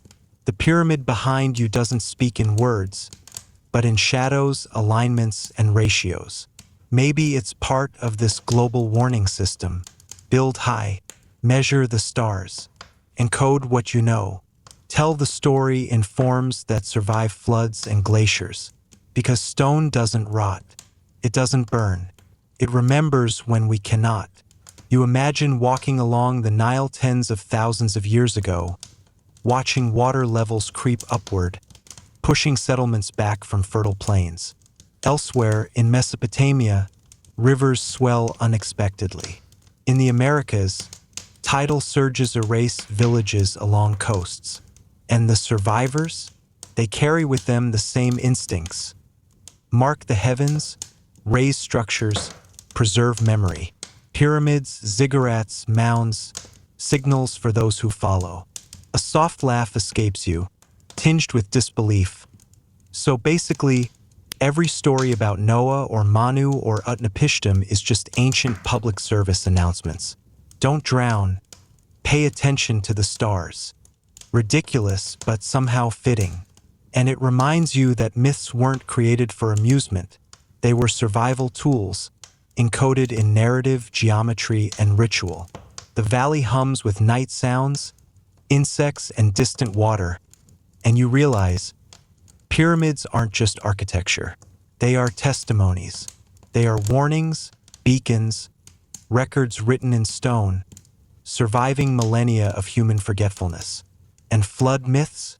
They are the same message carried forward in story instead of stone. You lie back, letting the idea wash over you. The Ice Age wasn't just cold and white. It was a crucible, forging not only humans but human memory, culture, and ingenuity. And the pyramids, standing silent, precise, enduring, are monuments to that survival. Perhaps their builders thought we may not last, but our knowledge will. And you can't help but shiver at the scope. Not just one pyramid, not just one civilization, a network woven across continents, across ice and water, across millennia. A chorus of stone and story, a single lesson repeated. Pay attention. Remember. Survive. The stars glimmer faintly above, ancient witnesses to the water that once was. You breathe slowly, letting the hum of the valley sink into you. Somewhere, far away, other pyramids and other survivors whisper their warnings too, waiting for the right eyes to see, the right ears to hear. You close your eyes, imagining the world as it once was, tides rising, glaciers retreating, and stories seeding across continents. The night grows softer, quieter, almost intimate, as if the earth itself leans close to whisper. Everything is connected, and nothing is truly lost. And somewhere in the silence, you feel a small, steady pulse. The echo of civilizations long gone, reminding you that the past is never truly dead. It is written into the stones and stories that endure. The night air is crisp, carrying a hint of sand and distant stone, and your gaze drifts upward to the stars. The pyramid behind you seems smaller somehow, dwarfed by the expanse above. You remember that ancient builders were obsessed with the heavens, and for a moment it's easy to see why. Stars aren't just decoration. They are calendars, compasses, and cosmic storytellers. You lie back on the warm ground, letting the constellations stretch across your vision, and think about the Great Pyramid. Its sides aligned almost perfectly with the cardinal points, its shafts pointing toward specific stars. Scholars debate endlessly. Some insist it's coincidence, others claim deliberate design. But if you follow the Ice Age theory, the precision feels almost urgent, as though the builders needed to leave a record that would survive floods, ice, and time itself. Orion, Sirius, the Pleiades. Their positions shift over millennia, slowly, like celestial clocks running in reverse. The Ice Age survivors would have noticed these shifts. They would have measured them carefully, carved them into stone, and perhaps built pyramids in exact orientations to track the slow dance of the heavens. Because knowing the sky was knowing the seasons, the floods, the cycles of survival. You imagine climbing inside the narrow shafts, feeling the cold stone press close. Each corridor isn't just architecture. It's a timeline, a device for recording the stars. Perhaps one shaft pointed to Orion's belt, marking a moment when the ice receded enough to expose fertile valleys. Another might have aimed at Sirius, signaling the start of a flood season or guiding migrations. You shiver slightly, not from cold, but from awe at the possibility that the pyramid itself is a machine, a clock built in stone. And it's not only Egypt. Across continents, ziggurats and Mesoamerican pyramids also show celestial alignments. Some point to solstices, others to equinoxes, or to the heliacal rising of bright stars. Skeptics argue it's coincidence or cultural obsession with the sky, but if Ice Age survivors passed knowledge forward, the pattern becomes intriguing. Perhaps they encoded cycles of glaciation, floods, and climate shifts in the very geometry of these structures, leaving humanity a way to read time on a grand scale. You trace an invisible line from the pyramid to Orion, imagining the builder's hands marking angles with rope and shadow. Maybe they recorded more than seasons. They could have been tracking precession, the slow wobble of Earth over thousands of years. The idea makes your head spin. A civilization so long ago, aware of shifts that unfold over generations, leaving a roadmap in stone for eyes that would emerge tens of thousands of years later. Some scholars argue precession knowledge could not have existed until millennia later. Yet here you are, standing in a structure that seems to defy their assumptions. The silence of the pyramid feels intentional, a message not just for priests or pharaohs, but for anyone who would look carefully enough to decode the stars. You imagine the builders explaining it to their children. See that star? Remember its rise and fall. Watch the others. Learn the cycles. And if their descendants migrated across oceans, carrying pieces of this knowledge, then the alignments of distant pyramids might reflect a shared understanding of Ice Age astronomy, passed like sacred heirlooms. A breeze stirs, and your imagination drifts further. Perhaps one day, a future archaeologist or someone like you will step inside, measure the angles, compare the stars, and suddenly understand. These are not mere tombs or monuments. They are observatories. They are warnings. They are records of a world reshaped by ice. A celestial map designed to outlast floods and glaciers. You chuckle softly, shaking your head. Imagine thinking about climate change over 10,000 years and building a pyramid to survive it. Talk about forward planning. The idea is absurd and brilliant all at once, like the ancient version of setting up a Kickstarter for humanity's survival. You lean back against the stone, feeling the weight of millennia press gently. Every line, every angle, Every hidden shaft becomes part of a language you are only beginning to understand. And though you may never read it fully, the intention is clear. Knowledge that survives ice, fire, and oblivion is worth more than gold. The stars will above, indifferent yet patient, and you realize that by aligning stone with sky, Ice Age civilizations were not just honoring the cosmos. They were embedding their memory into it, leaving a trail for anyone patient enough to follow. And in that moment, the pyramid no longer feels inert. It pulses with intent, guiding your gaze upward, whispering, "Watch the stars, remember, survive." The sun warms the desert stones as you stand at the pyramid's edge, squinting at the horizon. It's a long, unforgiving landscape, and for a moment, you feel the vulnerability of humans wandering through it thousands of years ago. Now imagine the Ice Age. Rivers swollen, coastlines drowned, glaciers pressing down from the north. Survival demanded navigation, knowledge, and markers that could withstand centuries. You picture travelers approaching the pyramid from miles away. Dust in their eyes, packs heavy with food and tools, each step uncertain. And there it is, a monolithic guidepost, a signal carved and aligned precisely enough to indicate a route, a safe valley, a source of water. To modern eyes, it is monumental architecture.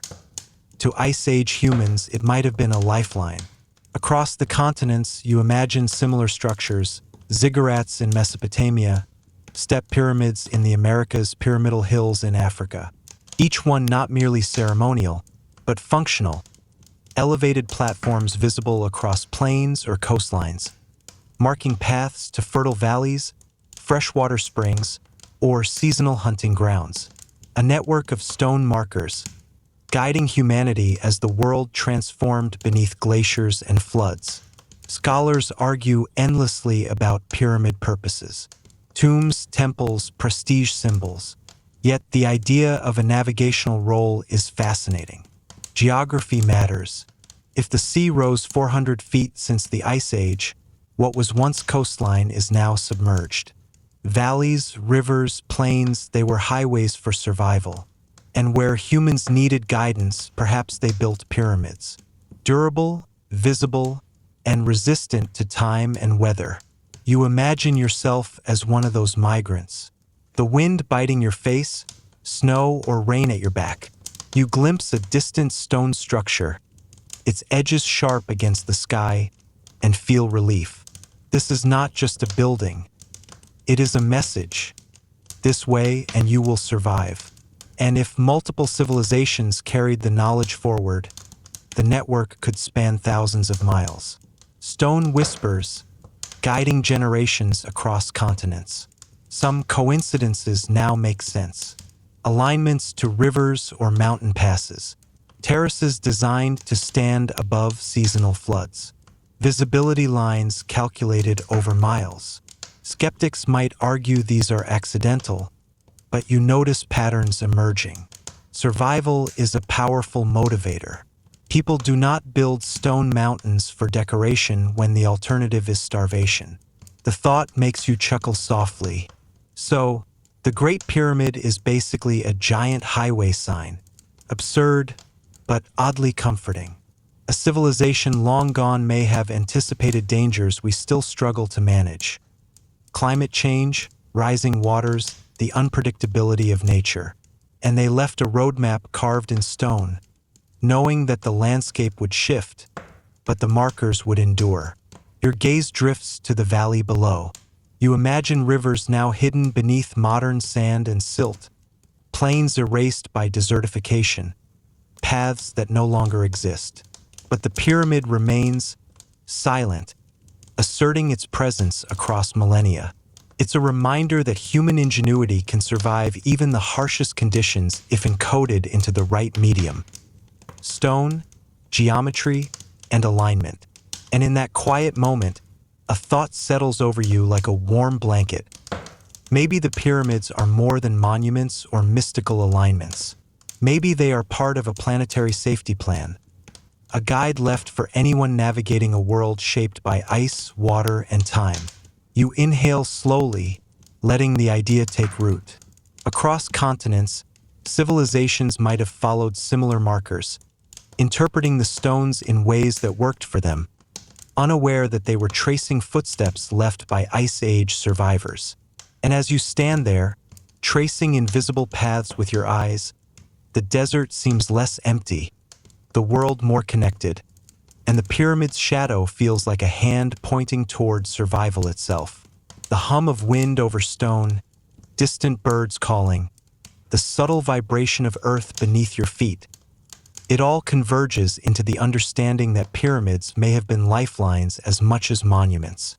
Silent, patient, and enduring, waiting for travelers like you to notice. The desert is quiet now, the sun slipping lower, casting long, soft shadows across the pyramid's face. You sit on a stone, tracing the edges with your eyes, and the thought returns.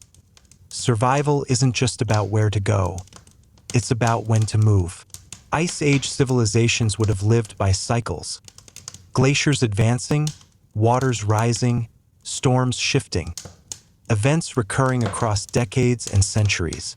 Perhaps the pyramids themselves are reminders of those cycles, recorded in geometry, alignment, and placement. You imagine the builders studying the world carefully, not merely measuring stones, but tracking patterns in the sky, tides, and river levels. Their lives depended on it. Glaciers didn't just move slowly, they reshaped entire continents. Rivers could rise or vanish with shocking speed. To survive, knowledge of repeating patterns would have been as vital as food or fire. And if you could encode that knowledge into a pyramid, it might survive ice, flood, and human forgetfulness. Step inside with your imagination. You see chambers aligned to specific stars, shafts pointing at solstices, walls carved with ratios that correspond to precessional cycles, lunar calendars, or flood recurrence intervals. You trace them slowly, understanding that this is a message hidden in plain sight.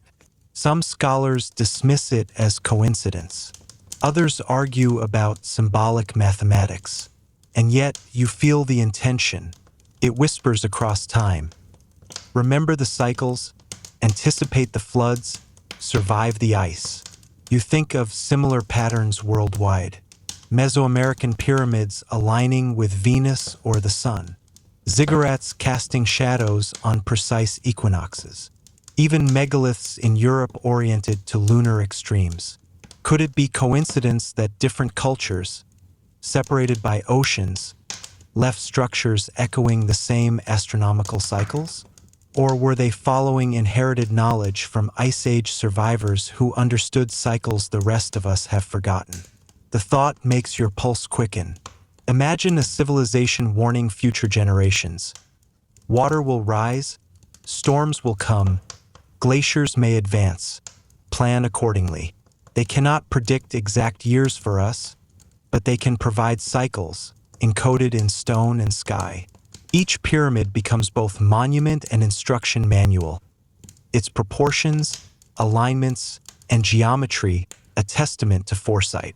You picture early humans wandering valleys and coastlines, noticing changes in seasonal flood patterns. They carve memory into stone, adjusting angles, laying foundations to last millennia. Generations later, survivors migrate, carrying fragments of these structures, reshaping them to local materials, but maintaining the encoded warnings. Across continents, despite isolation, the pattern repeats. Pyramids as clocks, calendars, and cautionary markers. And here's the strange, beautiful part. You realize that modern humans, sitting thousands of years later, can reconstruct some of these cycles. Even without access to original Ice Age knowledge, we can look at alignments, measure star positions, and glimpse what our ancestors understood about repeating climatic events.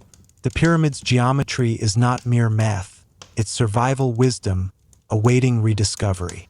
You chuckle softly, imagining future archaeologists or hikers stepping into these chambers, muttering, "It's just a tomb, probably." Meanwhile, the pyramid waits patiently. Time is irrelevant. Its message is steady, encoded, cyclic, and persistent. You feel a shiver of awe. Maybe all those debates, controversies, and failed theories don't matter. The pyramid's lesson is simple. Observe, measure, anticipate, endure. You sit quietly, letting the desert evening settle around you. The air grows cooler, the shadows longer, and you feel a subtle shift in perspective. These structures, so precise, so deliberate, aren't merely artifacts.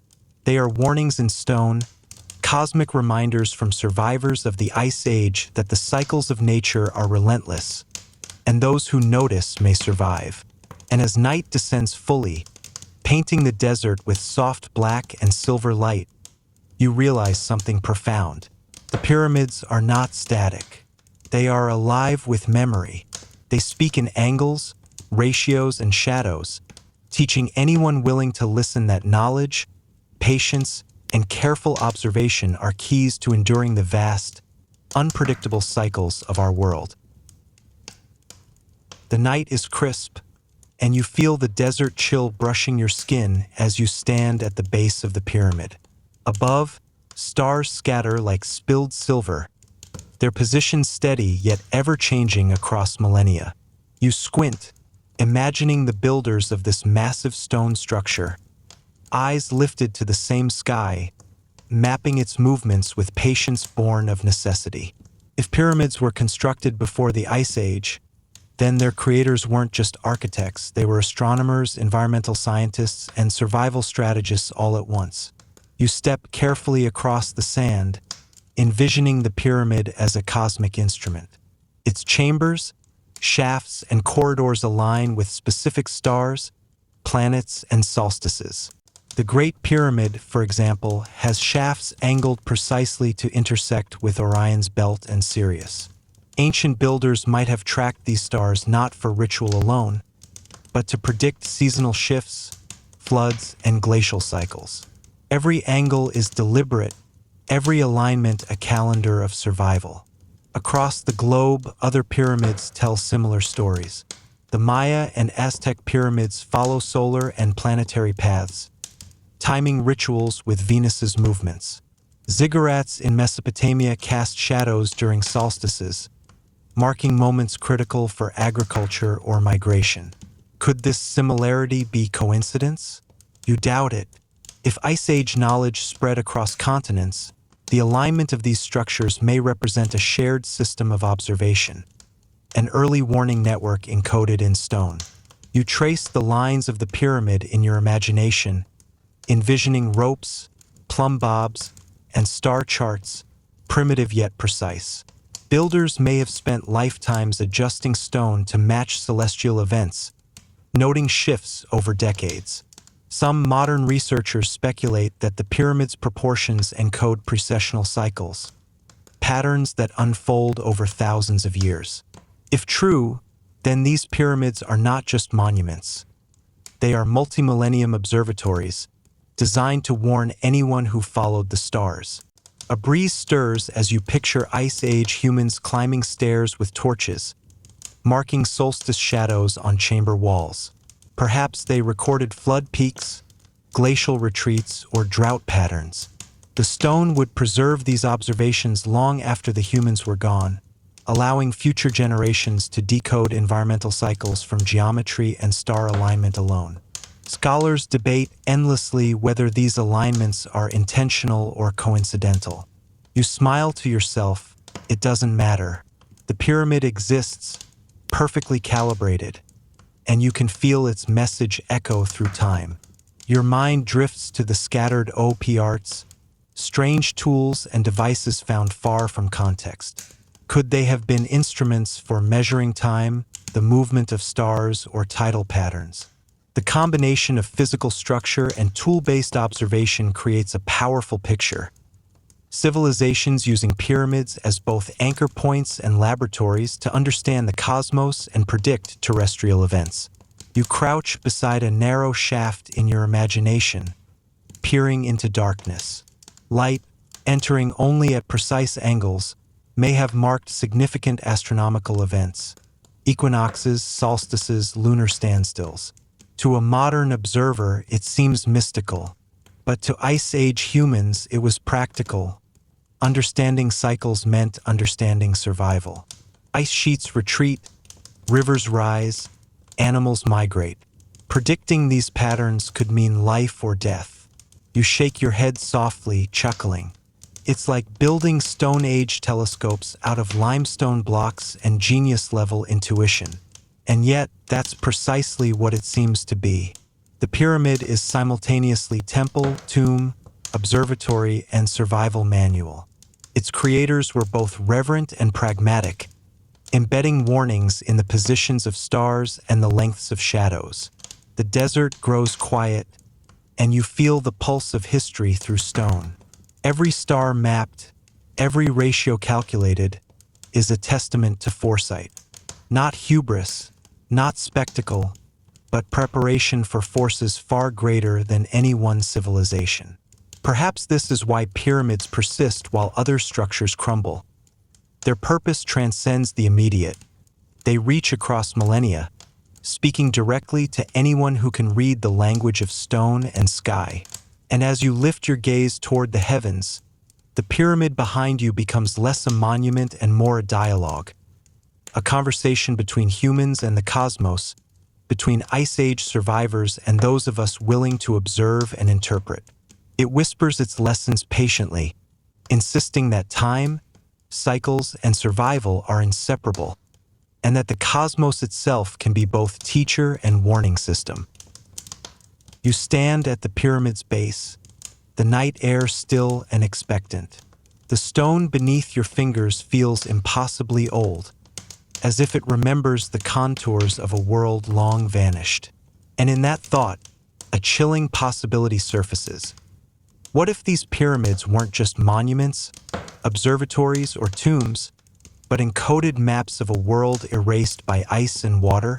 A landscape that existed before glaciers receded and seas swallowed coasts. You imagine tracing the pyramid's edges, corridors, and chambers, each line a signal, each ratio a contour of terrain that no longer exists. Mountains that have since eroded, rivers long vanished, coastlines drowned beneath rising oceans. They could all be recorded in proportions, angles, and orientation. To a casual observer, the structure is geometry. To someone attuned to its purpose, it is a cartographic message across time. Across continents, pyramids share uncanny similarities. Step pyramids in Mesoamerica, ziggurats in Mesopotamia, Nubian pyramids in Sudan. Could these alignments and proportions be coincidences? Or are they fragments of a global Ice Age memory, each one preserving a piece of topography now lost to us? You trace invisible lines from horizon to stone, imagining the builders sketching maps on sand before immortalizing them in limestone. Some archaeologists scoff at the idea. Maps? In pyramids? Ridiculous. But anomalies persist. Chambers with no obvious purpose, strange air shafts, ratios that seem to reference more than human scales. Some researchers argue these might encode longitude and latitude relative to vanished landforms. Others insist that they track celestial events. Perhaps they do both. Perhaps the pyramid is a hybrid, a survival tool and an atlas, a blueprint for a world that once was. You crouch, tracing the floor with your fingers, imagining ancient surveyors measuring distances with rods, ropes, and shadows, recording coastlines that have long since disappeared beneath tides. Perhaps those same measurements guided migrations, trade routes, and settlements during the Ice Age. And if survivors carried this knowledge across oceans, reshaping it to fit local terrain, the result is a network of pyramids. Encoded, scattered, but consistent in intent. The thought sends a shiver down your spine. Imagine discovering a pyramid that not only aligns with Orion, but also mirrors the contours of a drowned river valley, a now-submerged harbor, or an extinct mountain range. It's like opening a time capsule of topography, centuries before humans could document it in paper or ink. The precision required is staggering. And yet, if Ice Age survivors had observed, measured, and recorded, it's conceivable. You laugh softly to yourself, imagining future explorers scratching their heads at pyramids, thinking they are mysterious tombs or religious sites, unaware that they are standing on top of encoded maps of a vanished world. All this time, you whisper, "The world has been hiding under our noses, and we thought it was just stone." And the pyramids, patient as ever, remain silent. They neither confirm nor deny, simply exist as enduring vessels of knowledge, waiting for someone to decode them. Rivers, coasts, glaciers, they are preserved in abstraction, etched in ratios and orientation, hidden in plain sight. You feel the weight of millennia pressing down, and for a moment, the past and present blur. You imagine explorers long ago, walking the Ice Age coasts, reading the land like a book, encoding it into stone for the distant future. A civilization erased by ice and water, yet insisting on survival through knowledge, geometry, and alignment. The stars will overhead as the night deepens, and the pyramid seems less like a monument and more like a message in a bottle, cast across time. Its corridors and angles are a silent atlas, preserving landscapes we can no longer see, guiding those willing to read between lines and measure carefully. And in that realization, the air grows softer, almost reverent. The pyramids are more than human ambition. They are testimonies to memory, survival, and the persistence of knowledge against the slow, inevitable erasure of ice, sea, and time. You step into the dim interior of the pyramid, the air cool and still, almost reverent. Shadows hug the walls, flickering in your imagination like the echoes of a world long gone. And there it is, the possibility that some of these chambers aren't empty or merely ceremonial. They may hold symbolic representations of creatures and ecosystems that vanished with the Ice Age, reminders of life before glaciers and floods reshaped the planet. Carvings etched into limestone or basalt hint at massive beasts. Mammoths with curved tusks, saber-toothed cats crouched in ambush, giant sloths feeding from trees now long extinct. At first glance, the depictions seem stylized, almost abstract. But look closer and patterns emerge, anatomical accuracy that exceeds what you might expect from imagination alone. Could these images be memory preserved in stone, a catalog of the natural world for survivors who could no longer rely on it directly? You imagine wandering among these chambers as Ice Age humans did, torchlight casting long, flickering shadows over the walls. Perhaps they recognized the importance of recording fauna for survival. Which animals were predators, which provided food, which migrated seasonally. And when these creatures vanished, the carvings became both art and archive, a symbolic ecosystem frozen in stone for the generations to come. Some historians dismiss such interpretations, insisting that animals depicted in pyramids are purely mythological or symbolic. Yet anomalies persist. The accuracy of certain anatomical features, proportions that match fossil records, even depictions of behaviors that only a careful observer could have noticed. Could it be that Ice Age survivors encoded their ecological knowledge into sacred spaces, blending symbolism with practical memory? You crouch to examine a carving of a colossal cat, claws extended, poised mid-leap. The detail is astonishing. Muscles flexed, tail arched, eyes focused. To modern eyes, it is impressive artistry.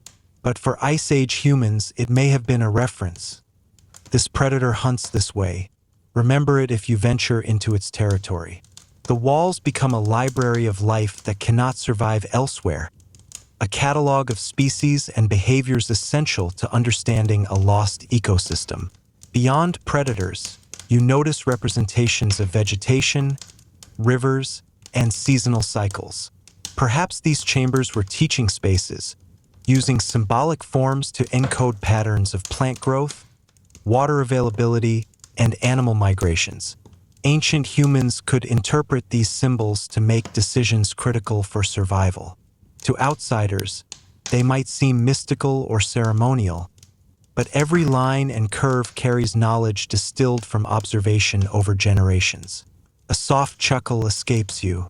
So basically, Ice Age humans were doing something like a naturalist's field guide, but in stone and sacred geometry. Ridiculous, and yet elegant. They understood that survival depended on recording what could vanish without warning. Mammoths, dire wolves, giant beavers, all gone, but preserved in sacred memory. Some chambers even depict hybrid creatures, part myth, part memory. Perhaps these represent cautionary exaggerations, teaching lessons about dangerous terrain, unseen hazards, or rare phenomena. The pyramid's interior becomes a multidimensional record, an encyclopedia, a warning system, a sacred classroom. You run your fingers along the carved walls, feeling the faint grooves worn by time. The carvings exude intent, careful, deliberate, and persistent. They are not random. They are knowledge encoded symbolically, waiting for someone capable of interpreting it. And in that silent reverence, you realize something profound. Even as species vanished and Ice Age landscapes disappeared, the memory of life endured, embedded in human hands and minds, immortalized in stone. The air is heavy with history and imagination. You lean back against a wall, imagining generations wandering past, observing, interpreting, learning. The pyramid is a bridge across time, connecting extinct worlds to the present. The carvings are whispers, teaching you patience, observation, and respect for cycles far beyond a single human lifetime. And as you exhale softly, the chamber seems to breathe with you, the ghosts of Ice Age creatures and the people who remembered them lingering in the quiet. The pyramid, you understand, is not only a monument to survival, it is a testament to memory, ensuring that even when life vanishes from the earth, knowledge can endure. You step deeper into the pyramid, the air cool and faintly dusty, and you sense the stories hidden in its walls. Not just stories of stars, floods, or extinct beasts, but tales of the people themselves. Ice Age humans whose lives, struggles, and social structures were encoded in the stone for posterity. Every corridor, every chamber, every relief becomes a narrative, a memory, a preserved piece of human culture long vanished beneath ice and time. You imagine the builders themselves, families and clans, hunters and gatherers, survivors who lived through relentless cold, rising waters, and shifting landscapes. They carved symbols not merely to decorate, but to record daily life, hunting strategies, cooperative efforts, rites of passage, and perhaps even the hierarchy of their communities. Each symbol could be read as an instruction or a lesson for future generations. Some historians argue that pyramids are primarily religious or monumental in nature, but you can't help but notice patterns that hint at social memory. Reliefs of groups working together to transport massive stones, process food, or construct shelters suggest coordinated labor. Figures raising arms to the sky might indicate ritual, celebration, or even celestial observation. These carvings are not random. They are narratives of culture encoded in stone. You crouch to examine a relief showing figures carrying elongated stones, likely symbolic of pyramid construction. Notice the detailed gestures, the postures, the subtle differences among the figures. Perhaps they indicate roles within the society: planners, laborers, ritual specialists. Maybe the carvings are a symbolic instruction manual, preserving the knowledge of organization, cooperation, and societal hierarchy. Ice Age humans understood that survival depended on collective action, and the pyramid is their record. Across the chambers, scenes depict food preparation, storage techniques, seasonal migrations, and even symbolic rituals. It is as if these ancient societies understood the impermanence of their lives and sought to encode their culture into a medium that could survive climate upheavals and millennia. The pyramid becomes a vessel of cultural memory, preserving not just physical survival but social knowledge. Some carvings are enigmatic, abstract symbols, geometric patterns, or humanoid figures with exaggerated features.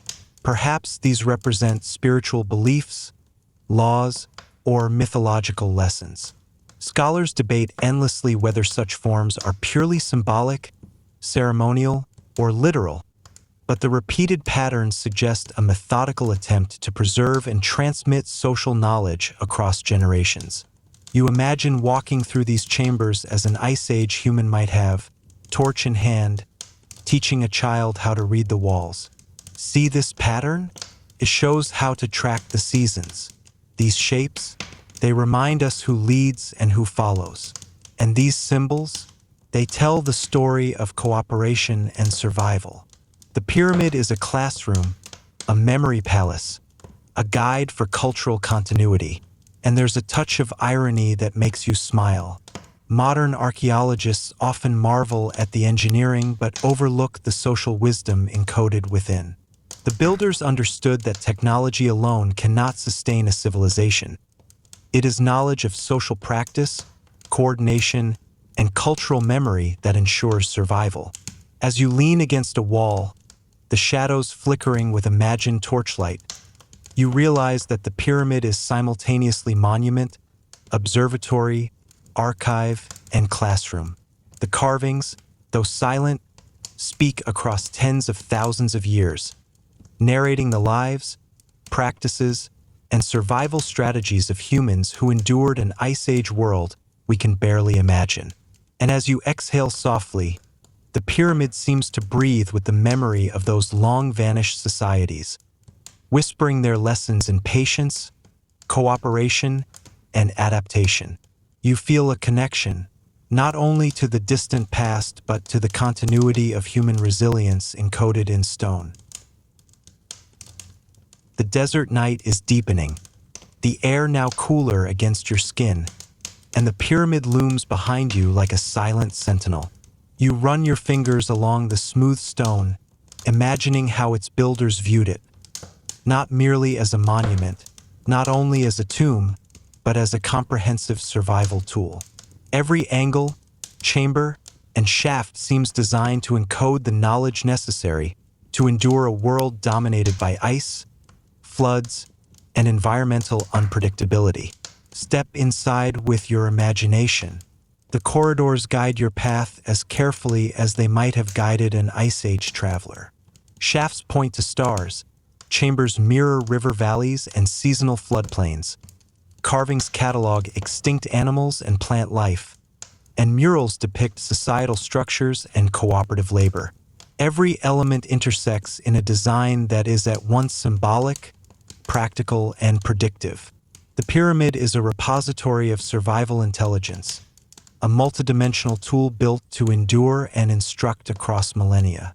You imagine Ice Age humans moving among these spaces, learning to read stone like a manual. One chamber instructs on the cycles of rivers, another teaches the migration patterns of animals, yet another illustrates the hierarchy of labor and leadership essential for communal survival. Every observation and every lesson is encoded with precision, preserved for those who might emerge after glaciers receded or waters rose. Scholars often argue about the purpose of individual elements. This shaft tracks Sirius, they say. This chamber is symbolic, they insist. But when viewed together, the pattern is undeniable. The pyramid's geometry, astronomical alignments, environmental encoding, and societal lessons form an integrated system, an Ice Age survival toolkit written in stone. You crouch in a chamber imagining a torch illuminating the walls, casting flickering shadows over carvings of hunters, giant animals, rivers, and celestial bodies. It's as if the builders are saying, observe, measure, coordinate, survive. Even symbolic depictions, once abstracted, serve practical purposes. They transmit knowledge of danger, opportunity, and timing across generations, transcending language and culture. Some chambers hold puzzles or patterns that modern researchers still cannot decode. Could they represent hidden knowledge about glacial cycles, seasonal flooding, or climate prediction? Perhaps the builders encoded risk assessment strategies, lessons in survival mathematics, a guide to understanding probability and the natural world. The pyramid becomes both a physical structure and a cognitive framework, training its users in observation, deduction, and foresight. You laugh softly at the thought. So basically, Ice Age humans invented a giant, stone-based survival app, and it's still running 10,000 years later. Ridiculous and awe-inspiring at the same time. The pyramid's endurance is not just architectural.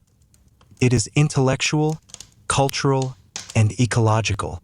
Outside, the desert stretches endlessly, but the pyramid anchors you. Its presence is reassuring, almost alive, communicating across millennia.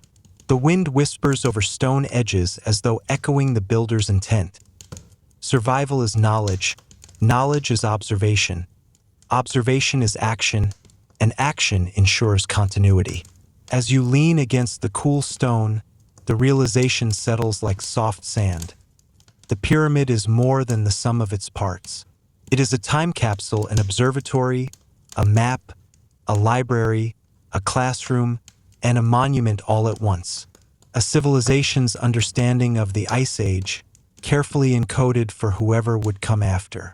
And in that quiet moment, you sense the heartbeat of human resilience, preserved in stone, waiting for eyes and minds ready to read it.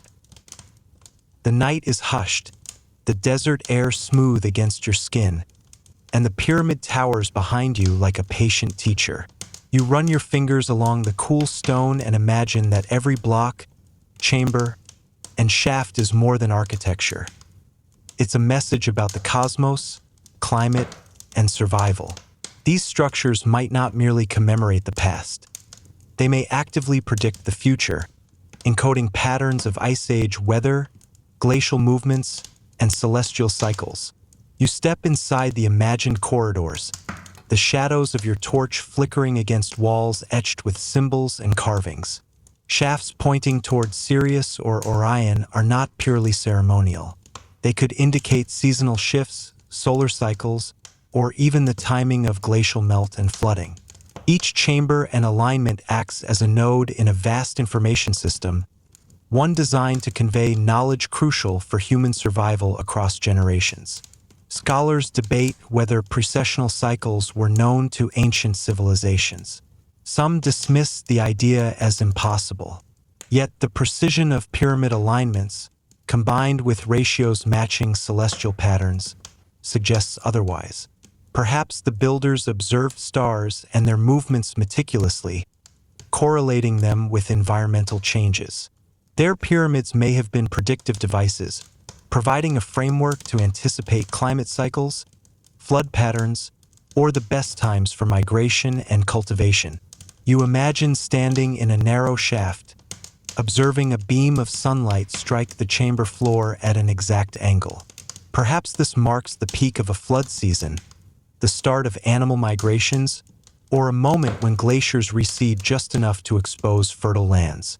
The builders encoded not just the sky but the earth itself, mapping events with geometric precision that modern humans are only beginning to appreciate. Across the globe, other pyramids and megalithic structures may serve a similar purpose.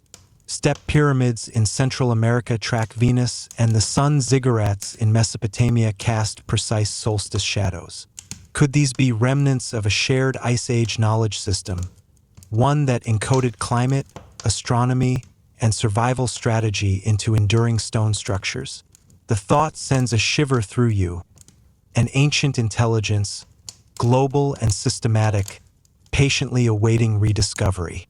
You crouch to study a wall, imagining symbolic representations of floods, storms, and glacial advance. Some carvings may encode cyclical data, intervals between catastrophes, or seasonal shifts. To modern eyes, they are abstract or decorative.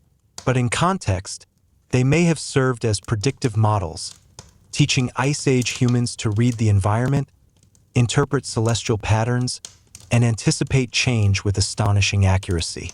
A soft laugh escapes you. So, pyramids were like ancient supercomputers, just made of stone, math, and patience.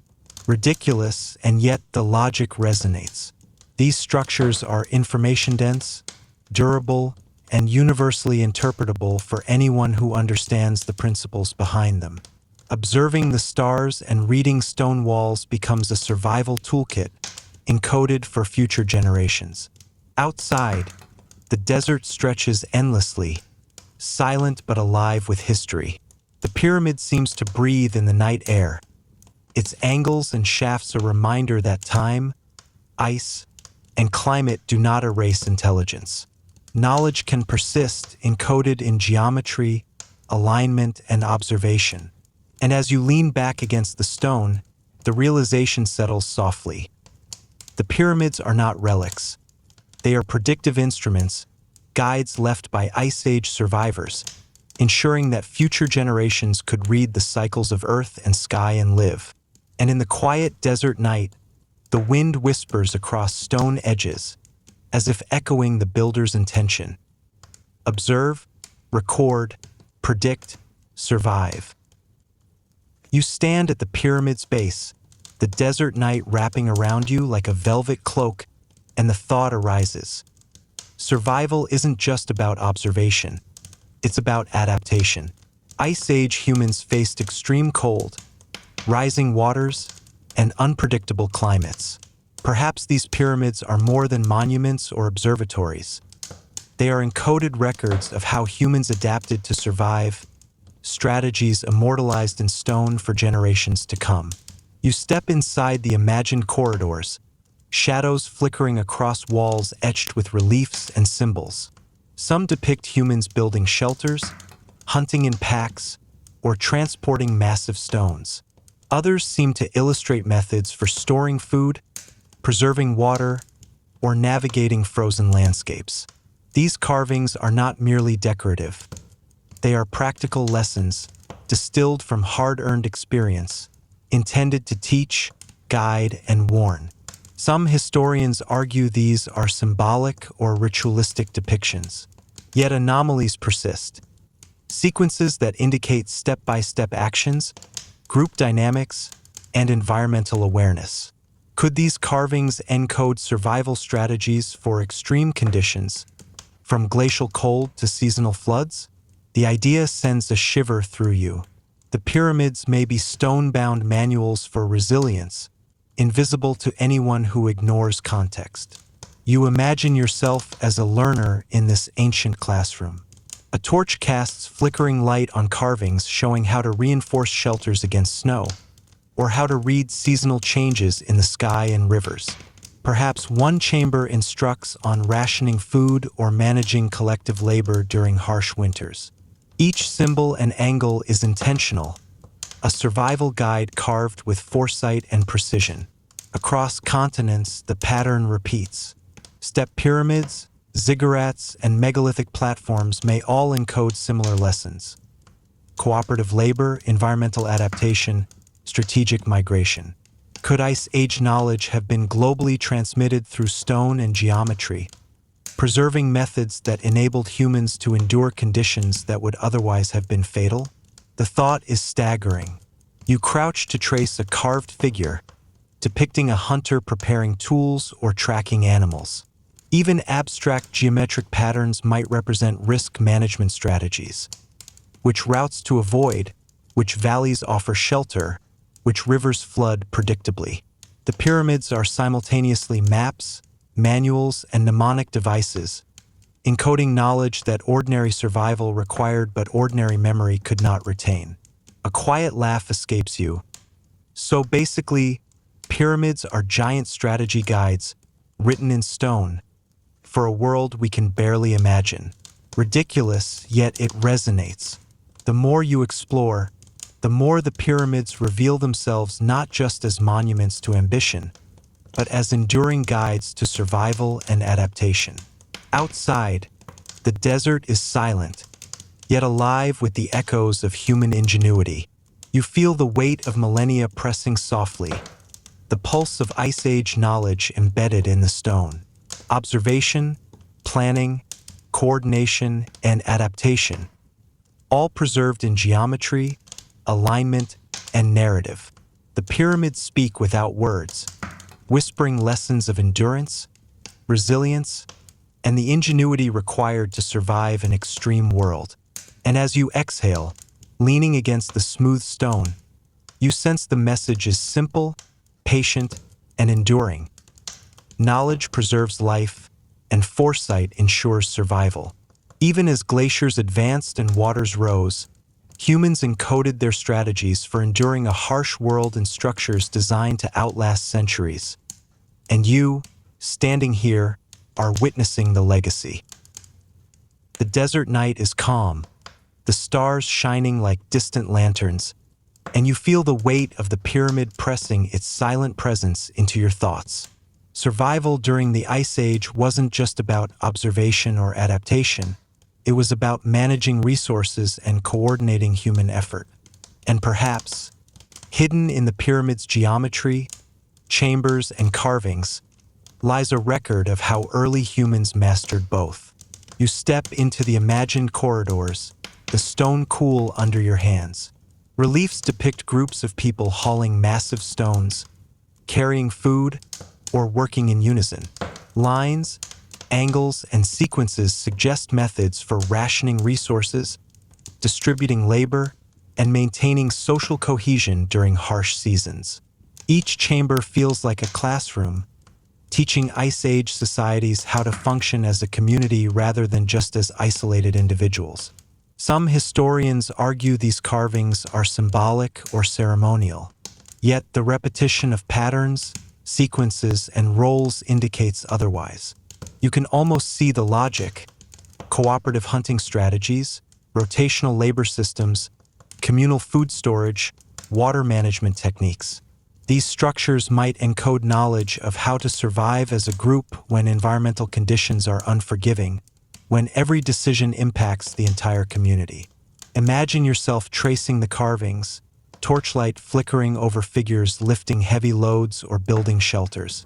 Perhaps one chamber illustrates rationing food during a flood season, another shows rotational migration paths for hunting herds, and yet another encodes signals for alerting distant groups of approaching environmental hazards.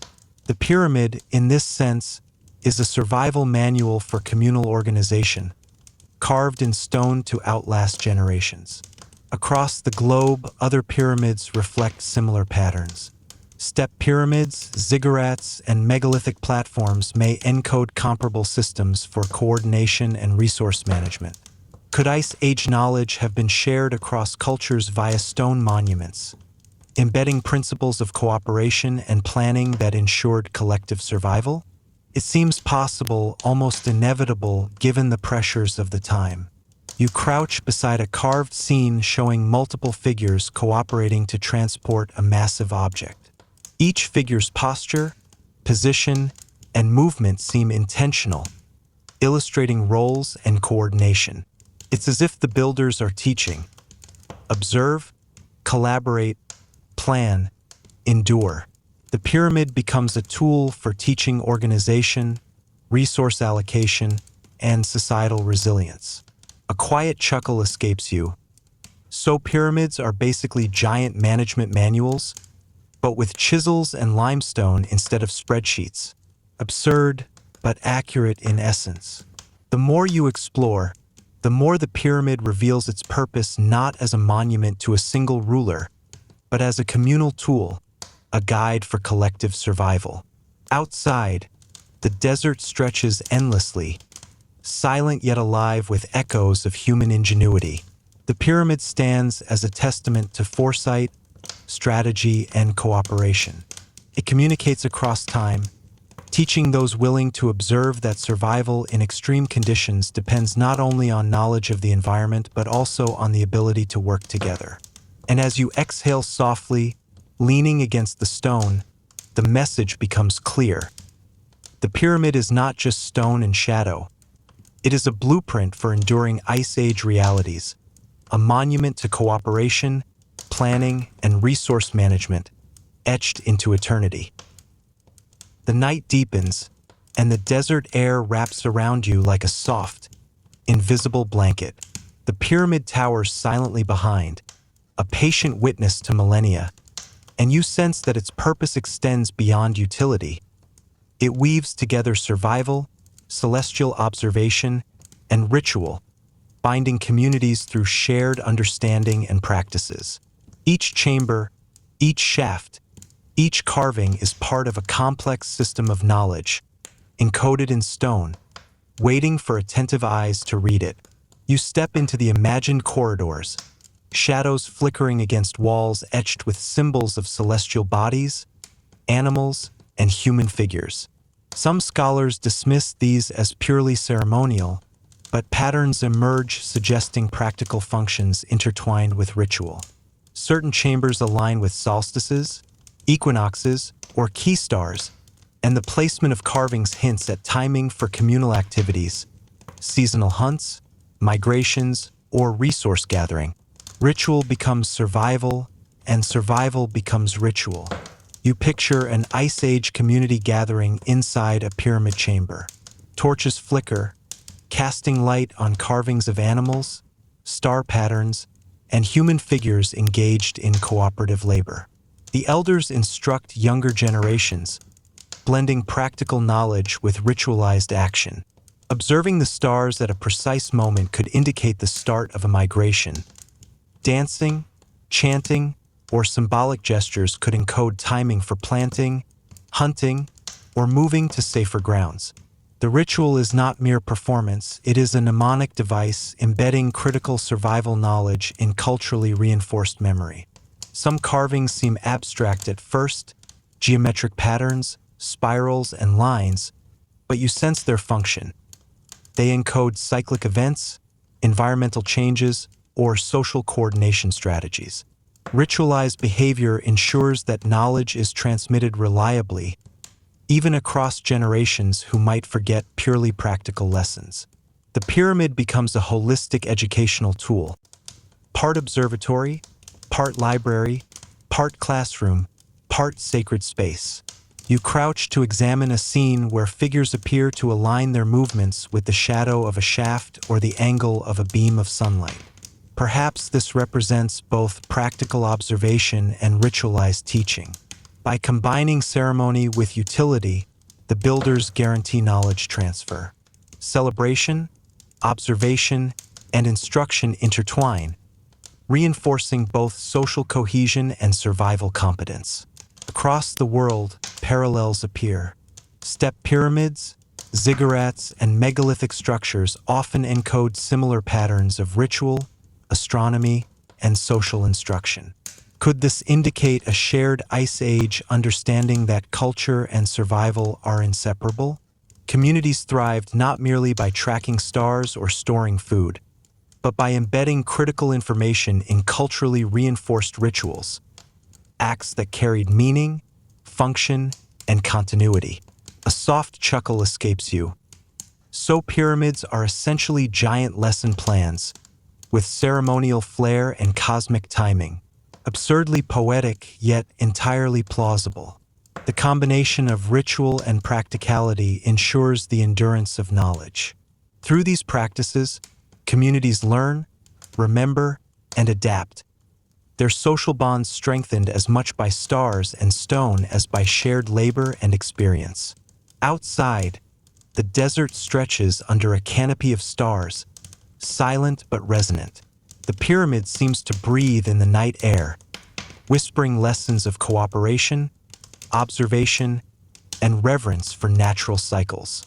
You lean against the cool stone and realize that these structures are multidimensional. They preserve survival knowledge, encode celestial patterns, and reinforce the social cohesion necessary for enduring harsh, unpredictable ice age conditions. And as you exhale, the desert air soft and still, you feel the pyramid's patient wisdom seep into your thoughts.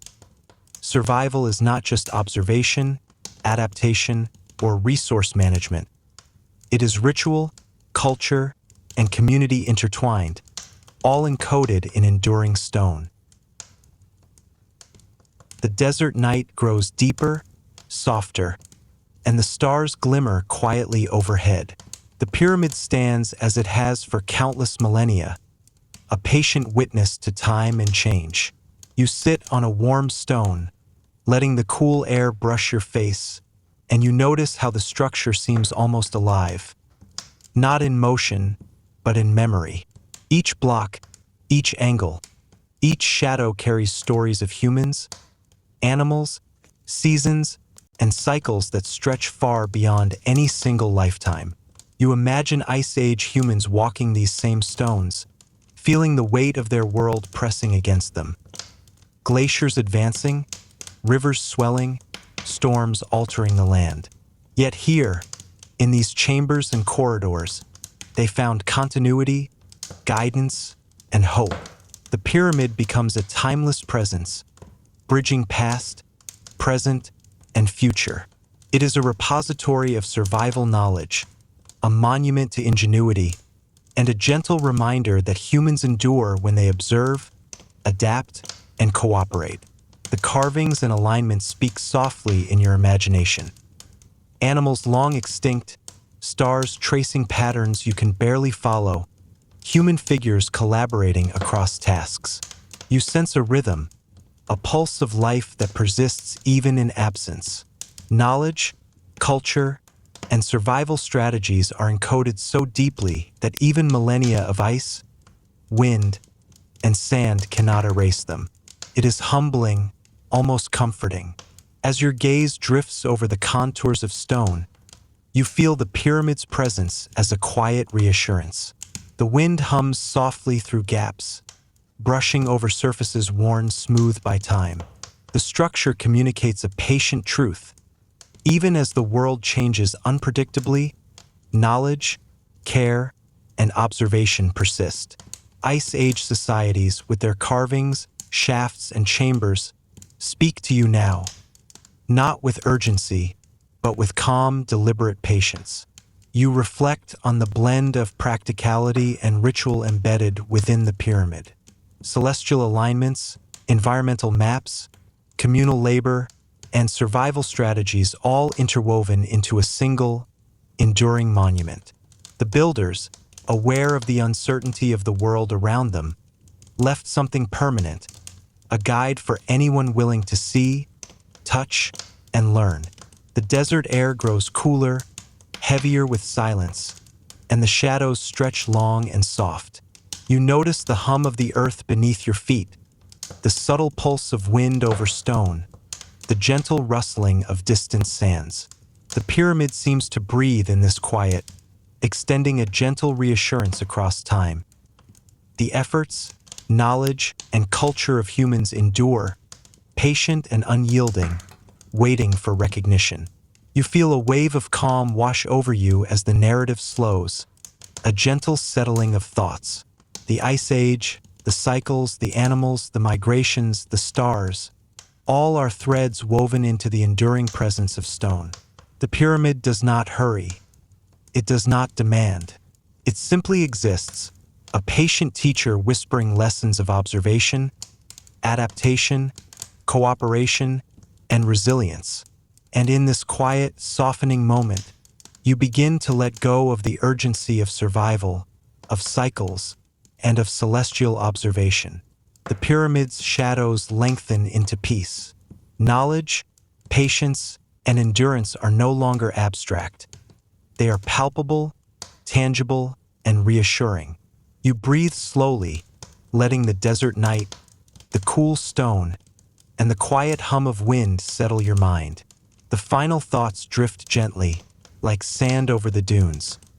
Whatever the world may bring, the wisdom of humans endures. The pyramids remain, patient, unyielding, and eternal, carrying memories, guidance, and solace through millennia. You feel the quiet settling, the calm embracing you, and the world softens into a gentle lull, a whisper of enduring presence and continuity. The desert stretches endlessly, wrapped in midnight stillness. You feel the stone beneath your fingertips, smooth and cool, a tactile connection across time. Every surface, every edge, carries the memory of hands long vanished, hands that measured, carved, and arranged, leaving behind a deliberate pattern of endurance. You breathe slowly, noticing the faint echo of wind as it whispers over limestone, carrying a subtle hum that seems to vibrate with centuries of quiet knowledge. You imagine walking slowly along the pyramid's base, your footsteps muted by sand. Shadows pool in corners and across low walls, softening angles, creating shapes that almost seem to move. Perhaps the builders intended these shadows as more than decoration. Maybe they were markers, subtle cues for observation, for reflection, or for rituals that blend practicality with reverence. In this silence, the pyramid feels alive, not in motion but in memory, teaching patience and attention. The carvings along the walls speak softly in your mind, almost like a lullaby. Animals long vanished, rivers flowing under ice, skies that tracked cycles of the sun and stars. You trace the grooves with your eyes, imagining the careful chiseling, the deliberate intent. Even the abstract geometric patterns begin to pulse gently with meaning, like a heartbeat echoing from the distant past. The pyramid is not rushing. It waits for comprehension, inviting observation at a pace that aligns with the slow rhythms of life itself. You feel a wave of calm, a gentle settling.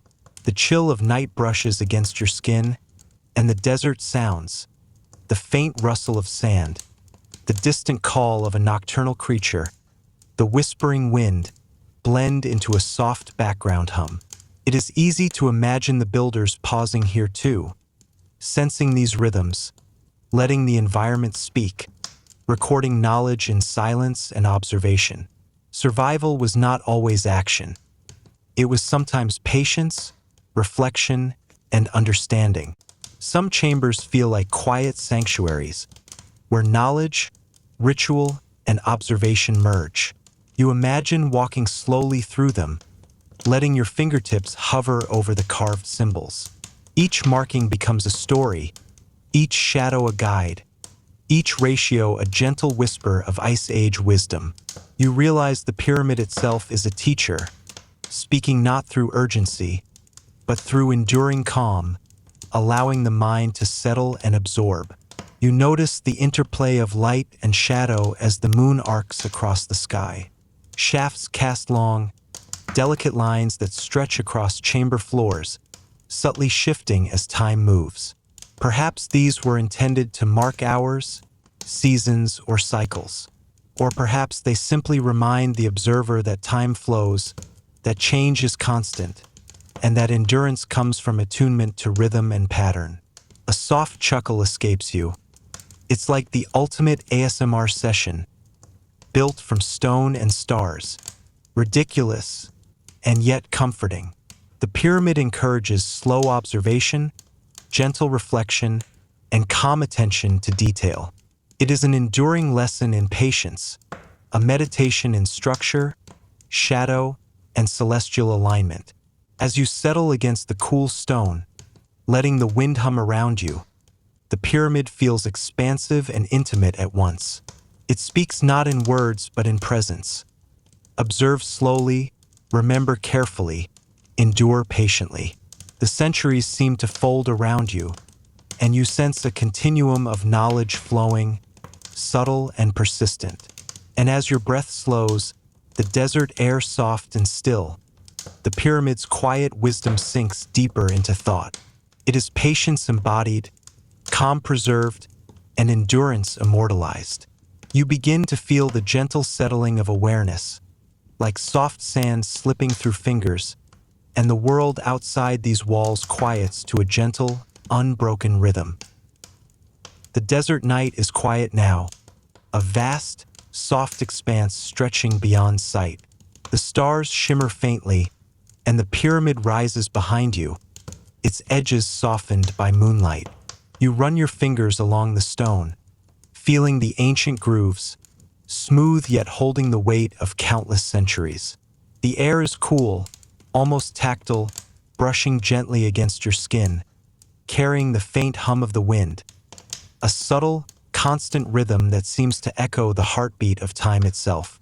You imagine the builders long ago, walking these corridors slowly, intentionally, leaving knowledge etched into the walls, patterns carved into stone.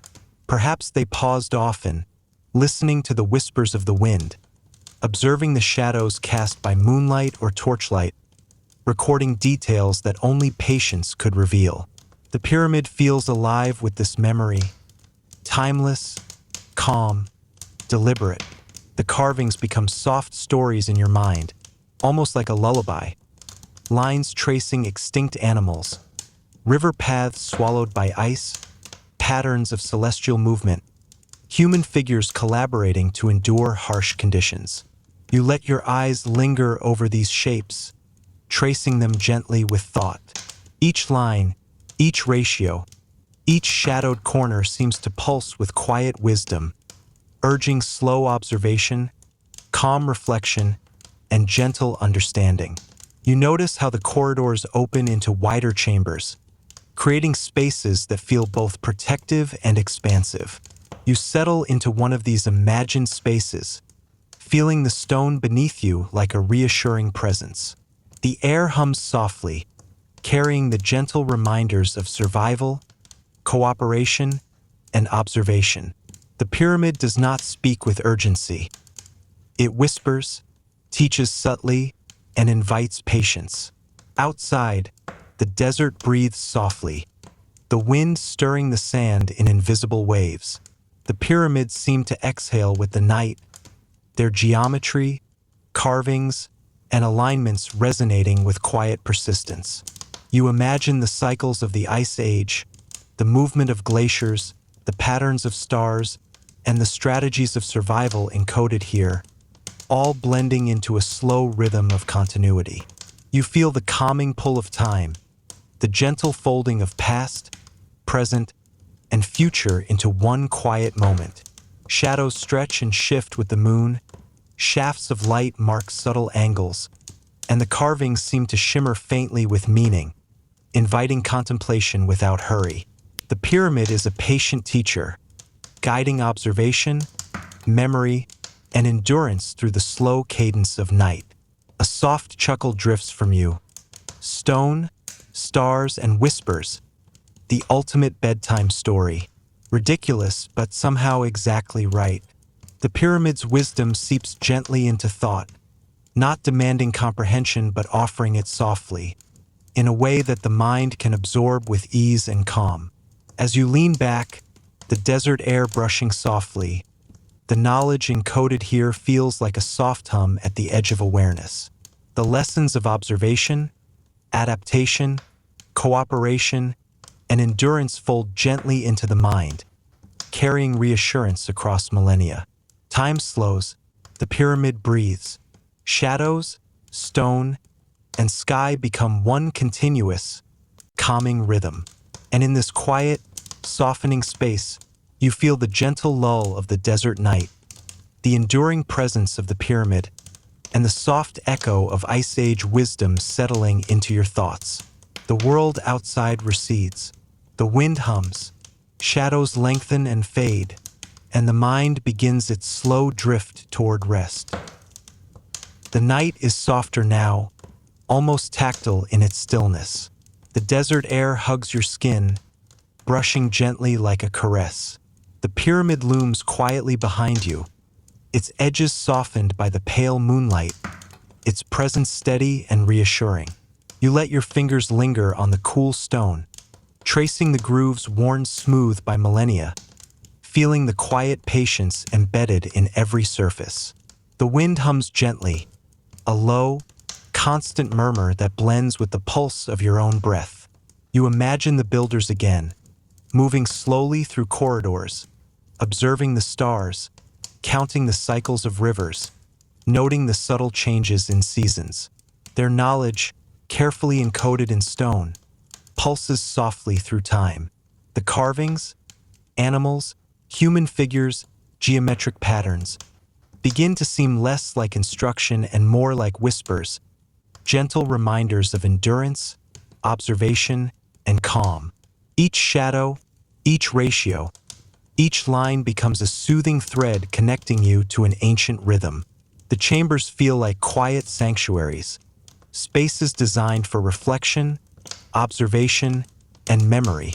You sit lightly, letting the cool stone absorb your weight and feel the soft echo of countless footsteps that came before. Perhaps the builders intended this pause, this slow meditation on stone, light, and shadow, a deliberate rhythm to teach patience, observation, and calm attention. Outside, the desert stretches, a vast expanse of quiet, its contours softened under the moon. The pyramids seem to exhale slowly, their geometry, alignments, and carvings vibrating with subtle reassurance.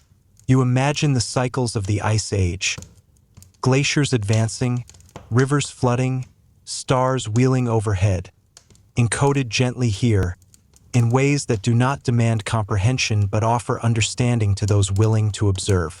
You trace the carvings with your eyes, extinct animals frozen mid-movement, rivers etched across stone surfaces, figures coordinating in silent teamwork.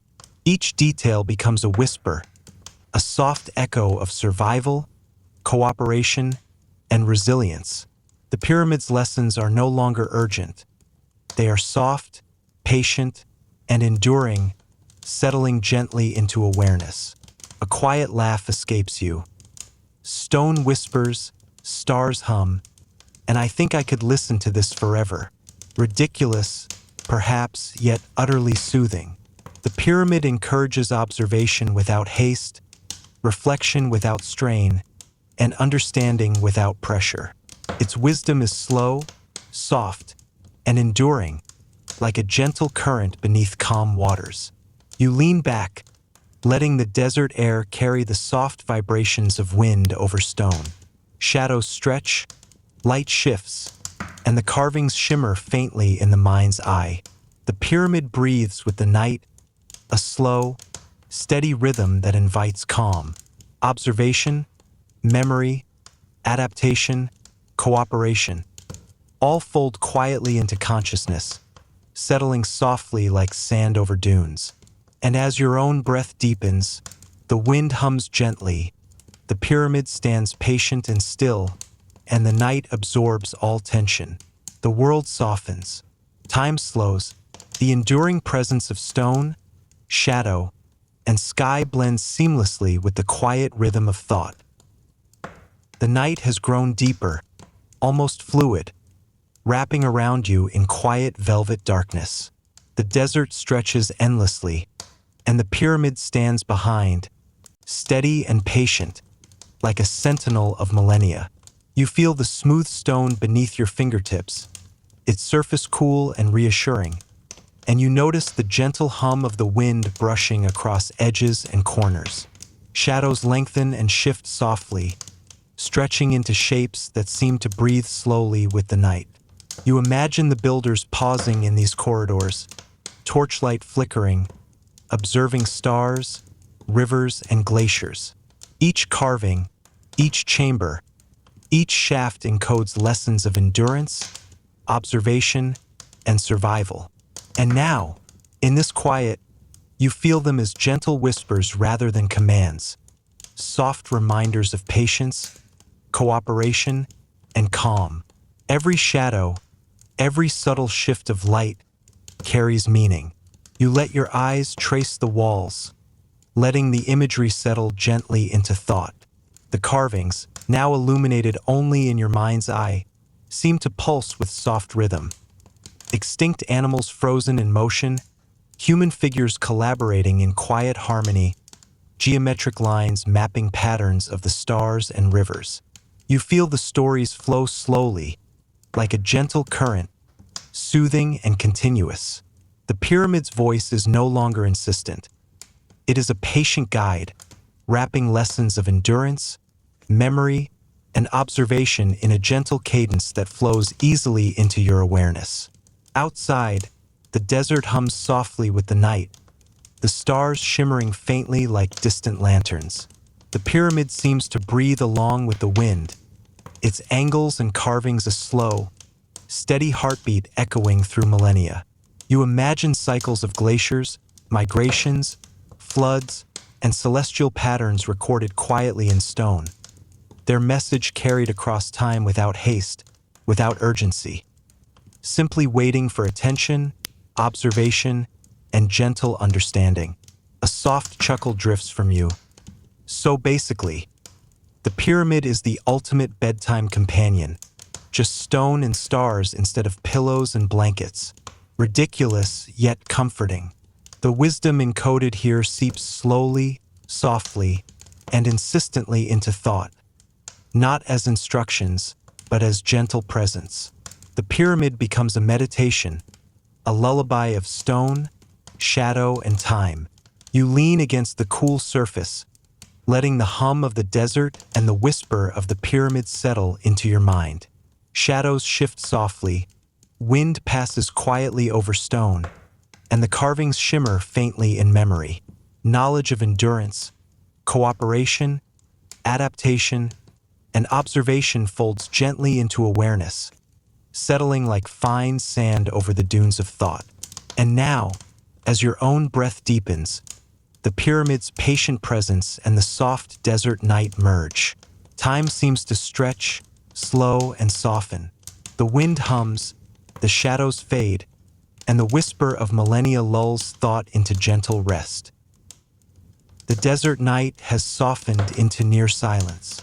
Stars shimmer faintly overhead, scattered like fragile sparks in an infinite, velvety sky. The pyramid rises behind you, immense yet patient, its edges softened by moonlight, its presence steady and timeless. You rest your hands on the cool stone, feeling the subtle ridges and grooves beneath your fingers, a tactile reminder of millennia and the quiet persistence of knowledge. The wind hums gently, a soft, unbroken whisper that seems to echo the heartbeat of the earth itself. You imagine Ice Age humans pausing in these corridors long ago, torchlight flickering, observing the stars, rivers, and glaciers, their carvings, their geometric patterns, their alignments, all speak now not with urgency but in gentle whispers. Lessons of endurance, adaptation, observation, and cooperation fold slowly into your awareness, settling like fine sand, soft and continuous. Every shadow, every angle, every subtle change of light becomes a quiet lullaby, carrying millennia of knowledge into a calm, restful rhythm. The walls of the pyramid shimmer softly in memory. Animals long extinct, human figures collaborating, rivers and valleys etched with careful precision, celestial patterns marking cycles. You feel the knowledge embedded here as a gentle current flowing through thought, a slow, patient transmission of experience and insight. The pyramid no longer commands. It coaxes, invites, and hums quietly, guiding the mind into ease and soft reflection. Outside, the desert stretches endlessly, infinite in calm and stillness. The wind carries a delicate pulse, brushing across the stone and over dunes, merging with your slow, steady breath. The pyramid exhales with the night, its presence a constant reassurance that knowledge, culture, and endurance persist, patient and enduring across time. You lean lightly against the cool stone, feeling the subtle rhythm of shadow and wind seep into thought. A soft chuckle escapes, almost inaudible. Stone, stars, whispers. The best bedtime story imaginable. Ridiculous, yet true. The pyramid's voice is slow, deliberate, and tender, guiding thought into gentle observation, quiet reflection, and soothing calm. It is patience, memory, endurance, and wisdom distilled into a single, monumental presence. As your breath deepens and slows, the shadows lengthen, the wind hums, and the carvings shimmer faintly in memory. The lessons of survival, cooperation, adaptation, and observation fold seamlessly into the soft, undulating rhythm of night. The pyramid remains, patient and steady, carrying the echoes of Ice Age knowledge and human ingenuity, a timeless lullaby. And now, your mind begins to drift, weightless and calm, the desert night and patient stone guiding you gently toward rest. Time softens, the wind whispers, and the pyramid's presence fades into quiet memory, leaving only the soft hum of endurance and the gentle promise of continuity.